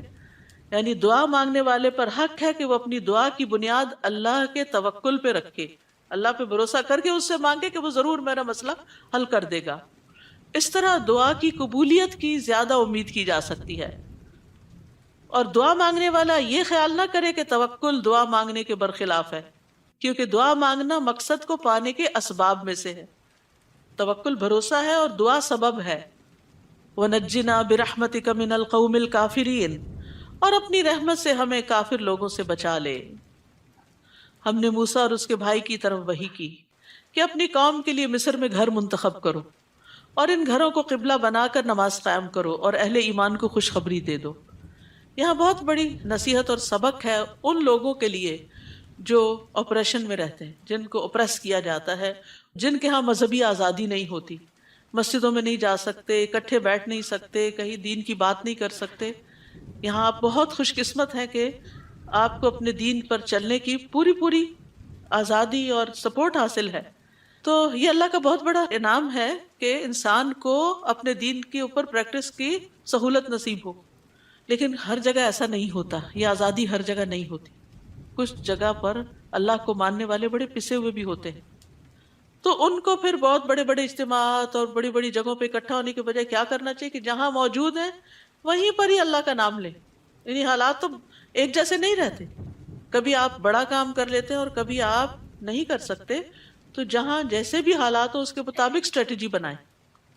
اور یہاں پر کیا کہا گیا کہ گھروں کو قبلہ بنا کر نماز قائم، یعنی گھر کے اندر ہی مصلی بنا لو اور اہل ایمان کو خوشخبری دے دو. نہیں، عبادت تو نہیں چھوڑنی، عبادت تو نہیں چھوڑنی، جیسے ممکن ہو، جس طرح کا حال ہو ویسے ہی طریقہ اختیار کر لو. اور موسیٰ علیہ السلام نے اللہ سے دعا کی، اے رب تو نے اس دنیا کی زندگی میں فرعون اور اس کے درباریوں کو ٹھاٹ باٹ اور اموال دے رکھے ہیں کہ وہ لوگوں کو تیری راہ سے گمراہ کرتے رہیں. یعنی وہ دنیاوی اسباب کے زیادہ ہونے کی وجہ سے لوگوں کو پریس کرتے ہیں. اے رب ان کے اموال کو غارت کر دے، ان کے دلوں کو ایسا سخت بنا دے کہ جب تک دردناک عذاب نہ دیکھ لیں ایمان نہ لائیں. قال قد اجیبت دعوتکما فاستقیما، اللہ تعالیٰ نے فرمایا تم دونوں کی دعا قبول ہو چکی، اب ایسا ہی ہوگا، تم دونوں ثابت قدم رہو اور ان لوگوں کی پیروی نہ کرو جو علم نہیں رکھتے. پیغمبروں کو بھی ثابت قدمی کی نصیحت کی جا رہی، اور یہ ہر اہل ایمان کے لیے بڑا ضروری ہوتا ہے کہ وہ جیسے بھی حالات ہوں اپنے ایمان کو پکڑ کے رکھے. آسانی ہو یا مشکل، ایمان کی رسی نہ چھوڑے، ورنہ تباہی تباہی ہے. وَجَاوَزْنَا بِبَنِي إِسْرَائِيلَ الْبَحْرَ، اور ہم نے بنی اسرائیل کو جب سمندر سے پار گزار دیا، اب اللہ کا وعدہ آ گیا اور بنی اسرائیل کو نجات مل گئی. تو فرعون اور اس کے لشکروں نے ازراہ ظلم اور سرکشی ان کا پیچھا کیا، حتیٰ کہ جب فرعون ڈوبنے لگا تو بولا میں اس بات پر ایمان لاتا ہوں کہ الہ صرف وہی ہے جس پر بنی اسرائیل ایمان لائے ہیں. عذاب دیکھ کے وہ بھی ایمان لے آیا اور میں اس کا فرما بردار ہوتا ہوں. لیکن یاد رکھیے کہ ایسے وقت میں ایمان فائدہ نہیں دیتا. انسان نیک اعمال کے لیے دیر نہ لگائے، ٹال مٹول نہ کرتا رہے، اچھا پھر کر لوں گا، بعد میں کر لوں گا، اس سال یہ مصروفیت ہے، اگلے میں یہ نہیں. اللہ کی طرف آنا چاہتا ہے تو بس ڈیسائیڈ کر لے، آ جائے. ابو ہریرہ کہتے ہیں کہ رسول اللہ صلی اللہ علیہ وسلم نے فرمایا 3 چیزوں کے ظاہر ہو جانے کے بعد کسی ایسے شخص کو اس کا ایمان لانا فائدہ نہ دے گا جو اس سے پہلے ایمان نہ لایا تھا یا اس نے اپنے ایمان کی حالت میں کوئی نیکی نہ کمائی تھی. تو وہ کون سے 3 مواقع ہیں؟ جب سورج مغرب سے نکلے گا، بڑی نشانی ظاہر ہو جائے گی قیامت کے آنے کی، جب دجال نکل آئے گا، اور جب زمین سے جانور نکلے گا جو باتیں کرے گا لوگوں سے، تو پھر ایمان لانا اور نیک کام کرنا فائدہ نہ دے گا. تو اس سے پہلے جو مواقع ہیں. اسی طرح ایک اور روایت میں آتا ہے کہ جب جان حلق تک آ جاتی ہے تو پھر ایمان لانا فائدہ نہیں دیتا. اس وقت کہنا اس کو صدقہ دے دو، فلاں کو یہ دے دو وہ تو اب دوسروں کا ہی مال ہو گیا، وہ صدقہ بھی اس وقت فائدہ نہیں دیتا. تو اس لیے صحت کی حالت میں، زندگی کی حالت میں، جوانی میں، طاقتور ہیں جب، تب اللہ کی عبادت کی طرف راغب ہوں. 7 لوگ عرش کے سائے تلے ہوں گے، اس میں سے ایک وہ جوان جس کی جوانی اللہ کی عبادت میں گزری. بڑھاپے کا انتظار نہ کریں کہ جب ریٹائر ہوں گے تو اچھے کام شروع کریں گے، والنٹیئر کریں گے. جوانی میں ہی وقت نکالیں، کچھ وقت دنیا کے لیے اور کچھ دین کے لیے. فرمایا اب تو ایمان لاتا ہے جبکہ اس سے پہلے نافرمانی کرتا رہا اور مفسد بنا رہا. آج تو ہم تیری لاش کو بچا لیں گے تاکہ تو بعد میں آنے والوں کے لیے نشان عبرت بنے، اگرچہ اکثر لوگ ہماری آیتوں سے غفلت برتتے ہیں. تو اس فرعون کی لاش جو ہے وہ اب مصر کے عجائب گھر میں ہے، لوگ جا کر اس کو دیکھتے ہیں. اور وہ فرانس بھی لائی گئی اور اس کو کئی توپوں کی سلامی دی گئی. تو یہ ایک نشانی ہے. اللہ نے قرآن میں کہا کہ ہم تیری لاش کو بچا لیں گے، اور آج وہ دنیا میں موجود ہے. قرآن کی سچائی کی دلیل ہے. لیکن بہت سے لوگ آیات سے غافل ہیں. ہم نے بنی اسرائیل کو رہنے کے لیے یقیناً عمدہ جگہ دی اور کھانے کو پاکیزہ چیزیں دیں. پھر انہوں نے باہم اس وقت اختلاف کیا جب کہ ان کے پاس علم آ چکا تھا. یقیناً آپ کا رب ان میں قیامت کے دن ان باتوں کا فیصلہ کر دے گا جن میں وہ اختلاف کیا کرتے تھے. پھر اگر آپ کو اس کتاب کے بارے میں کچھ شک ہو جو ہم نے آپ کی طرف نازل کی ہے تو ان لوگوں سے پوچھ لیجئے جو آپ سے پہلے کتاب یعنی تورات پڑھتے ہیں. یقیناً آپ کے پاس آپ کے رب کی طرف سے حق آ چکا ہے، لہٰذا آپ شک کرنے والوں میں سے نہ ہو. اصل میں آپ کو شک نہیں تھا، آپ کو کہہ کے سنایا دوسروں کو جا رہا ہے جو شک کرنے والے ہیں. اور نہ ہی ان لوگوں میں سے ہوں جنہوں نے اللہ کی آیات کو جھٹلا دیا، ورنہ نقصان اٹھاؤ گے. جن لوگوں پر آپ کے رب کا حکم یعنی عذاب ثابت ہو چکا وہ ایمان نہیں لائیں گے. تقدیر کے مسئلے کو واضح کیا جا رہا ہے. یاد رکھیے تقدیر کا مسئلہ جب بھی سامنے آئے اور جب بھی یہ دل میں شک ہے کہ اچھا اگر اللہ نے مہر لگا دی ہے تو پھر تو نعوذ باللہ ان پہ ظلم ہے اور ان بندوں کا قصور نہیں ہے، تو ایک سوال اپنے سے بھی اور سوال کرنے والے سے بھی پوچھا کیجیے، کیا اللہ ظالم ہے یا عادل ہے؟ اللہ ظالم ہے یا مہربان ہے؟ کیا ہے؟ مہربان ہے، اس نے اپنے اوپر رحمت لکھ رکھی ہے. کیا اللہ حکیم اور علیم ہے یا لا علم ہے اور اس کے فیصلے بے ڈنگے ہیں؟ کیا جو عادل ہو، جو رحمان اور رحیم ہو، جو علیم اور حکیم ہو، وہ کسی پہ ظلم کر سکتا ہے کہ اس کو ہدایت ہی نہ لانے دے؟ یہ موقع کب آتا ہے کہ عذاب ثابت ہو جاتا ہے؟ جب سارے مواقع دے دیے جاتے ہیں کسی کو اور اس کے بعد بھی وہ نہیں مانتا. اب لوگ کہتے ہیں اللہ کو پہلے سے ہی اگر پتا تھا تو اس کا مطلب یہ کہ نعوذ باللہ اللہ نے ان پہ جبر کیا. نہیں، اللہ کا علم چونکہ کامل ہے، اس کو ماضی، حال، مستقبل سب کا پتا ہے. اسی بنا پر وہ علیم و حکیم ہے. اگر اس کو پتہ ہی نہ ہو کہ آئندہ کیا آنے والا تو وہ دنیا کا نظام کیسے چلا سکتا ہے؟ تو اس کا یہ علم ہونا کہ کون جنت میں جائے گا کون جہنم میں جائے گا یہ ثابت نہیں کرتا کہ اس نے کچھ لوگوں پہ ظلم کر کے ان کو جہنم میں ہی پھینکنا ہے. اس نے سب کو آزادی دی، اختیار دیا، ہدایت کا راستہ بتایا، اب پھر لوگوں پہ چھوڑا اور ان کو عمل کی راہ دی. کہ ابھی بات نہیں پڑھی تھی ہم نے، ان کا رب ان کے ایمان کی وجہ سے ان کو ہدایت دے گا. جو ایمان ہی نہ لائے، جو دلائل دیکھتے ہوئے بھی اپنی خواہشات کی بنا پر انکار کر دے، تو پھر اللہ تعالیٰ زبردستی بھی نہیں کرتا. تو جو لوگ تکبر کرتے ہیں، حق کو دیکھتے ہوئے قبول نہیں کرتے. اب دیکھیے نا، جب شامت آئی تو فرعون نے حق قبول کر لیا، تو پہلے کہاں تھے؟ جب اتنی نشانیاں، ید بیضا، عصا، سب کچھ دکھایا جا رہا تھا تو تم نہیں مانے تھے. تو اب اگر کہا جائے کہ فرعون پہ ظلم ہوا، اللہ کو پہلے سے پتا تھا فرعون نے جہنم میں جانا اس لیے گیا؟ نہیں، اللہ کو پتا تھا کہ یہ بندہ اپنے تکبر کی وجہ سے مان کے نہیں دے گا. تو اینڈ آف دا ڈے بات ہم ہی پہ آتی ہے کہ ہماری چوائس کیا ہے. فرمایا خواہ ان کے پاس کوئی بھی معجزہ آ جائے وہ نہیں مانیں گے حتیٰ کہ وہ دردناک عذاب نہ دیکھ لیں. پھر کیا یونس علیہ السلام کی قوم کے سوا کوئی ایسی مثال ہے کہ کوئی قوم عذاب دیکھ کر ایمان لائے تو اس کا ایمان اسے فائدہ دے؟ فرعون عذاب کو دیکھ کر ایمان لایا، فائدہ نہ ہوا، لیکن قوم یونس کو ہو گیا. سچے دل سے گڑ گڑائے کیونکہ ان کے پیغمبر ان کو چھوڑ کے چلے گئے تھے، ابھی ان کے عذاب کا وقت نہیں آیا تھا، اس سے پہلے انہوں نے فائدہ اٹھا لیا. جب وہ ایمان لے آئے تو ہم نے دنیا کی زندگی میں ان سے رسوائی کا عذاب دور کر دیا اور ایک مدت تک انہیں سامان زیست سے فائدہ اٹھانے کا موقع دیا. اور اگر آپ کا رب چاہتا تو جتنے لوگ زمین میں موجود ہیں سب کے سب ایمان لے آتے. وہ زبردستی بھی مسلمان بنا سکتا ہے، پھر کیا آپ لوگوں کو مجبور کریں گے کہ وہ ایمان لائیں؟ آپ دیکھ رہے ہیں سورۃ یونس کا مزاج پوری عقائد پر بات ہوتی، اللہ پر ایمان، کتابوں پر ایمان، رسولوں پر ایمان، تقدیر پر ایمان، آخرت پر ایمان. تو یہ ایمان بڑھانے والی صورت ہے.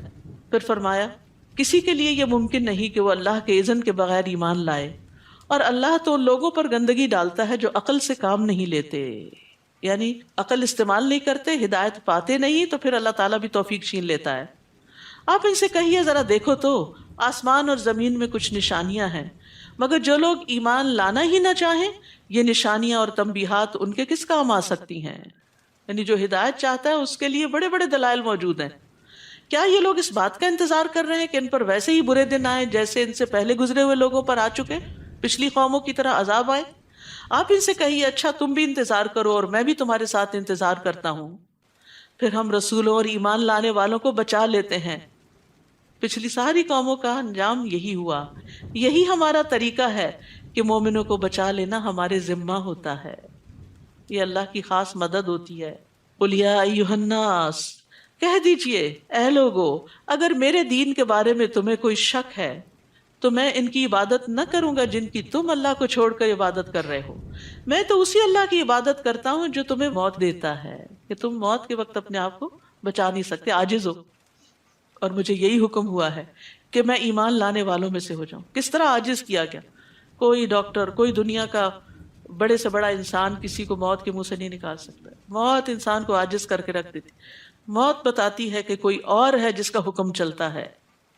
نیز یہ کہ آپ یکسو ہو کر اسی دین اسلام کی طرف اپنا رخ قائم رکھیے اور شرک کرنے والوں میں سے نہ ہوئیے، اور اللہ کے سوا کسی کو مت پکاریں جو نہ آپ کو کچھ فائدہ پہنچا سکتا ہے اور نہ نقصان. اگر آپ ایسا کریں گے تو تب یقیناً ظالموں میں سے ہو جائیں گے. وَإِن يَمْسَسْكَ اللَّهُ بِضُرٍّ فَلَا كَاشِفَ لَهُ إِلَّا هُوَ، اور اگر اللہ آپ کو کوئی تکلیف پہنچانا چاہے تو اس کے سوا کوئی دور کرنے والا نہیں، اور اگر اللہ آپ سے کوئی بھلائی کرنا چاہے تو اسے کوئی ٹالنے والا نہیں. یہ عقیدہ انسان کا مضبوط ہو جائے نا کہ نفع نقصان اللہ کے ہاتھ میں، تو غم ہی دور ہو جائیں، ساری فکریں ہی ختم ہو جائیں. وہ اپنے بندوں میں سے جسے چاہے اس فضل سے نوازتا ہے. اللہ ہم پہ اپنا فضل کر دے، اور وہ بخشنے والا اور رحم کرنے والا ہے. اللہ ہمیں بخش دے اور ہم پہ رحم فرما. آپ کہہ دیجئے لوگوں تمہارے پاس تمہارے رب کی طرف سے حق آ چکا ہے. حق آ چکا ہے. اب جو سیدھی راہ اختیار کرتا ہے تو یہ راست روی اس کے اپنے ہی لیے فائدہ مند ہے، اور اگر کوئی گمراہ ہوتا ہے تو اس کی گمراہی کا وبال بھی اسی پر ہے، اور میں تمہارا وکیل نہیں ہوں. وَاتَّبِعْ مَا يُوحَىٰ إِلَيْكَ وَاصْبِرْ حَتَّىٰ يَحْكُمَ اللَّهُ وَهُوَ خَيْرُ الْحَاكِمِينَ.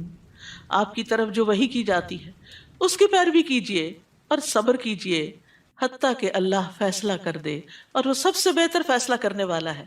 یعنی پچھلے قوموں کے انجام کو بتا کے تسلی دی جا رہی ہے نبی صلی اللہ علیہ وسلم کو کہ ابھی آپ کو جو کہا جا رہا ہے آپ کرتے جائیے، انجام کی فکر نہیں کیجئے، صبر کے ساتھ اپنا مشن مکمل کیجئے اور اللہ پہ فیصلہ چھوڑ دیجئے.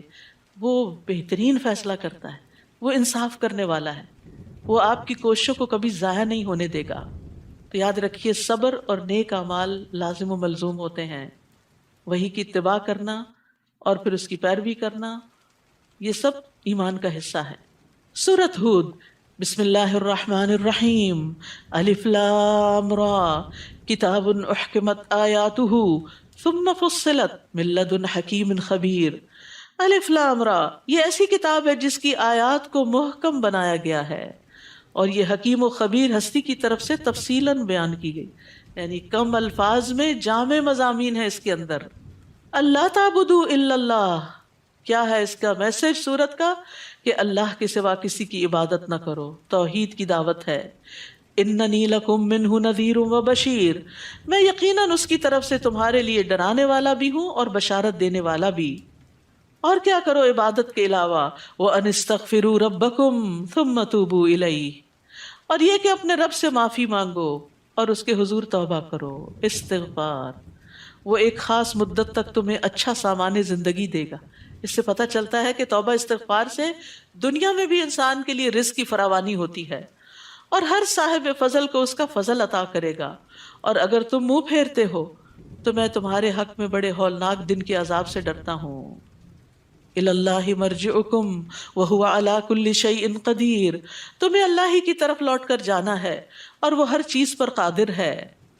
الا انہم یثنون صدورہم لیستخفوا منہ الا حین یستغشون ثیابہم یعلم ما یسرون وما یعلنون انہ علیم بذات الصدور.